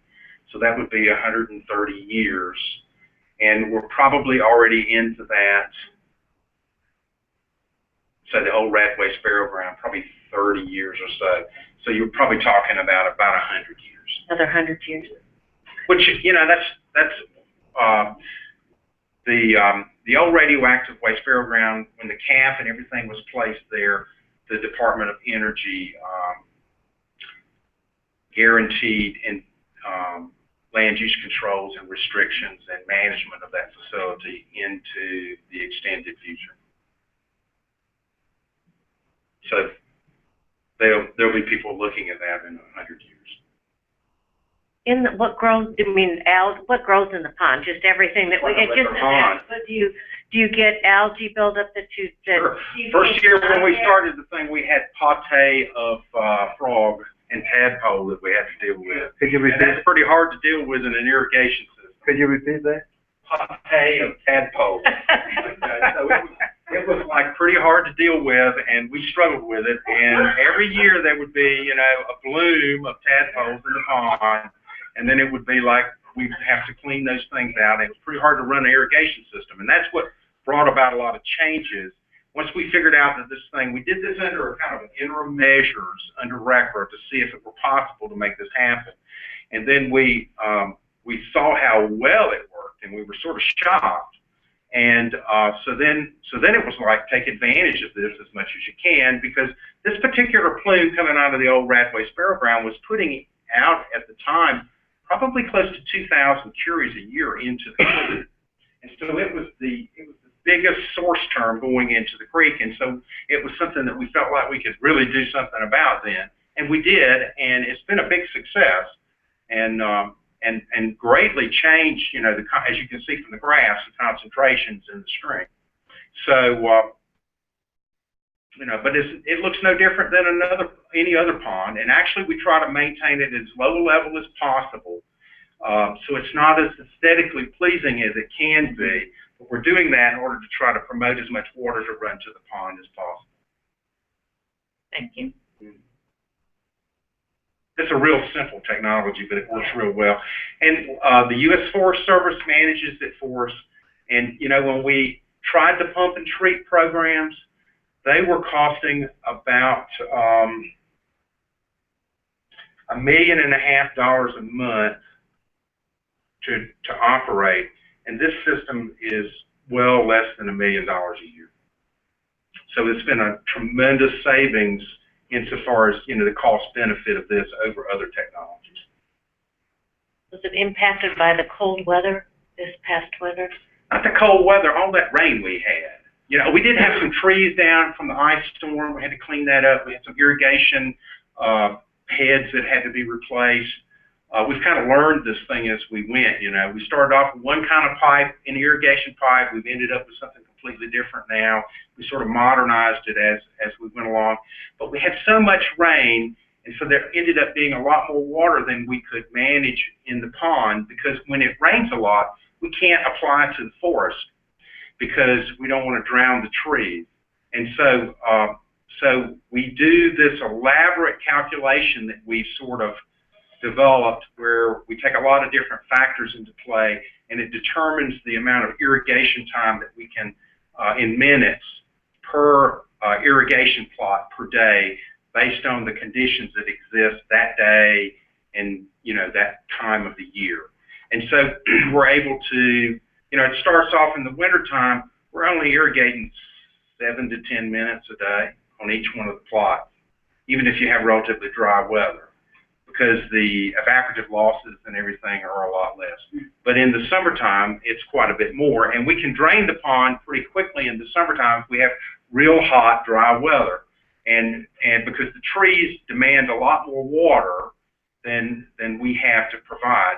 I guess another thing I should say is we can tell exactly how much tritium is going to the atmosphere, because we went out there originally and sampled the area, and every year we sampled the soils to some depth, and we take those samples, extract the tritiated water from it, do an activity of that. We understand to get the concentration of tritium in the water, and then we're able to do a mass balance. So we know how much water we pumped, we know the concentration of the water that was pumped and irrigated. So then when we can figure out how much is in the soil, and we keep a register of it, so that, you know, not 100% of it goes to the atmosphere. It's about 85, 90%. So some of it is infiltrating back into the ground, so we can keep up with that, because we started in the beginning and we keep the books, you know, pretty tight. But we know that the effectiveness of this is about 85 or 90%, which is amazing, considering, you know, the new nuclear reactor across the river is probably no more than about 45 or 50% efficient. So those trees are highly efficient in managing that water. And it's been a cool project because of that. Just to add, Gerald, the U.S. Forest Service, you know, helps us water those trees, keeps those trees alive. They do an extraordinary job. Yeah, they operate the irrigation system for us. This entire endeavor is essentially an enterprise. Your enterprise SRS. This is an enterprise endeavor where you have multiple organizations and agencies working together. You know, SRNS, you know, maintains all our permits and regulatory oversight, and safety oversight. U.S. Forest Service does the operations, the daily operations. SREL does that sampling Gerald was talking about with the tritium. The lab was involved early on, helping the design work. And it's a collaborative enterprise type effort by multiple organizations. The other thing I was just going to add, the loblolly pine is the pine tree that is able to exist in wet conditions. And the loblolly doesn't care if it's got wet feet. And so it gives it a nod that we have a species that is already, you know, growing real well in our forest, and it's a mainstay of our forest. And we're able to utilize that tree. It's you know, it serves us well there. Any other comments or questions from our guest, or anybody online have comments or questions on the phone? Everybody's happy?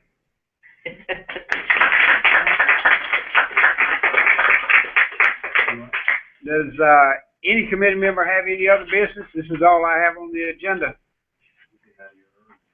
Question. Okay, Marilyn has a question. One of the open recommendations is about the public meetings. Mm-hmm. So at the last, I mean, when is the first meeting going to take place? I don't know. I have to find out. I mean, these meetings that they've been having, are not, are not part of, are those being considered as part of the response to that recommendation? I don't think so. Okay. Bill, can you answer that question? Or did you hear the question? No, The question was, one of their recommendations on having some public meetings. She asked if the pod that DOE and SRS has been sponsoring, is it part of a response to that recommendation, or are they just separate and apart from that altogether? No, I would consider them part of it. They were conceived or designed after your recommendation last year, and I think they would be part of it. Well, in the response, let's look, do you have the response? Okay. Do it, yeah, And there's, the next one is going to be in the Beaufort area. okay. So that is, So will, that is so it is going to be in, all right, so the next one is in Beaufort? yes. Okay, what's the date? Do you I know? don't have the date on me. Okay. But no, I think those were designed in response to your recommendation, the board's recommendation. Okay, thank you. But, well, my question was, I have not been able to attend one of those. Maybe when we get to the Beaufort one, I'll go to that. But one of the things that what we were asking to be talked about in terms of the actual risk of the tanks is being addressed in that meeting. Yes. So is there if I want, is there someplace I could go and see what is done at is there minutes of those meetings or a record of what is said, the presentations at those meetings? Well, no, there was no minutes taken other than. But I mean, there are presentations that are made though. Yes, those are all online. Well, this recommendation is still open, and we had decided to leave it open until those meetings, one round of those meetings had been, but it was never clear to me that those meetings were answering or were what was responded to from Department of Energy. So, but they are. Okay. They would be part of it, yes. Okay. James, could you scroll down for the answer for number 2? And then I think the other part is our next, or not our next, but we'll have an additional full board meeting in Low Country, and that will concentrate on tank waste also. Okay. Where the information pods are general SRS, and all these topics are, not all, but many, nuclear materials handling, groundwater, tank waste, liquid waste treatment are all part of the pods. Okay. So what do you need us to do now? You need a follow-up or something? Well, I guess, if we're this recommendation has been kept open. Mm-hmm. I know we have received emails inviting us to these meetings, but the invitations never, in my mind, clearly said to us as CAB members that, we get the invitations, but it wasn't clear to me from those invitations that this recommendation that was part of DOE's response to the recommendation. So I guess, so the next one is, there's not one before the one in Beaufort. There was one 2 weeks ago in Barnwell. I attended the one in Barnwell. Well, because, Barnwell was listed as one of the places. It's Beaufort or Low Country, and if there's a recommendation as to where to hold that, I'm sure we'd be all there. All right, so the presentations are online that were given? So where would we find those? Should be on the SRS website. Okay, just under whatever they're called, the Pods. Is it gonna be under pods? is it under pods? The presentations, So where would I, so, Hold on a minute. the presentations are very similar to what you guys receive at these meetings. Like Gail Whitney did a presentation that's very similar to what she gives you guys, just to give you an idea, because they're in waste management. but what was specific about tank waste risk?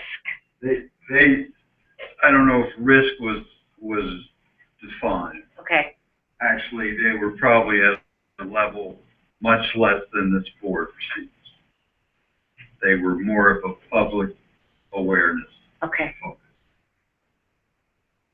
So when we said, when we say that the tanks are the highest environmental risk in South Carolina, is the risk at that meeting, is that they say, okay, here is the risk. This is why we say, this is why the governor, this is why the head of DHEC, this is why Department of Energy, when they're closing tanks, always say, we are reducing the risk because these tanks are the biggest environmental risk in South Carolina. So if I, as person of the public, go to these meetings and I'll say, oh, now I get it. This is what the risk is. I'm trying to recall the tank waste one, but that is the vernacular of tank waste. Is yes, they are the highest. Right, but but the risk has always gone unstated. So but if I go back and I'll go back and read those now. Okay. Okay, and see, because the department didn't do exactly what we wanted in the recommendation, but they, we're going to do these meetings. But it was never clear to me when I got the invitations that they were going that this was being addressed. So I'll go back and look at those, and then we can see. If you don't find them, let us know in our office, and we'll see if we can contact the SRS. Okay. So the one in Beaufort, is it going to be done in conjunction with the board meeting? Around that same week. It's in that same week, but it's not. I'm not sure of that. Okay. I'll get you that answer tomorrow. Okay. And please look it over. Okay. If we're not addressing tank waste, okay, in your opinion, okay, we'll address it. Okay. Well, that's good to know, because I haven't had the opportunity to go to one of them because I come up here all the time and I just don't want to do another trip. But simple as that. But okay, thank you. I'll look at them. So has the presentation been the same for each of these different? Generally, yes. Okay. Okay. Thank you.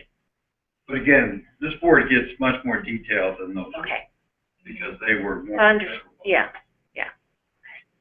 Well, and I know that as part of the recommendation, we had said, we want the information about the risk of the tanks, and other operations at the site. And so, the fact that it covered more than just the tanks themselves was what we thought was okay to do too, so. In each one, we've offered 4 subjects and they're given twice, so. Okay. If someone wanted to hit, you can't hit them all, you could hit half of them. Okay. All right, thank you very much. Thank you. Anybody have any other comments, questions, online, by phone, public? If not, we stand adjourned. Thank you all very much. Thank you. Good night. Bye. Bye, everybody. Take good care. Oh my God.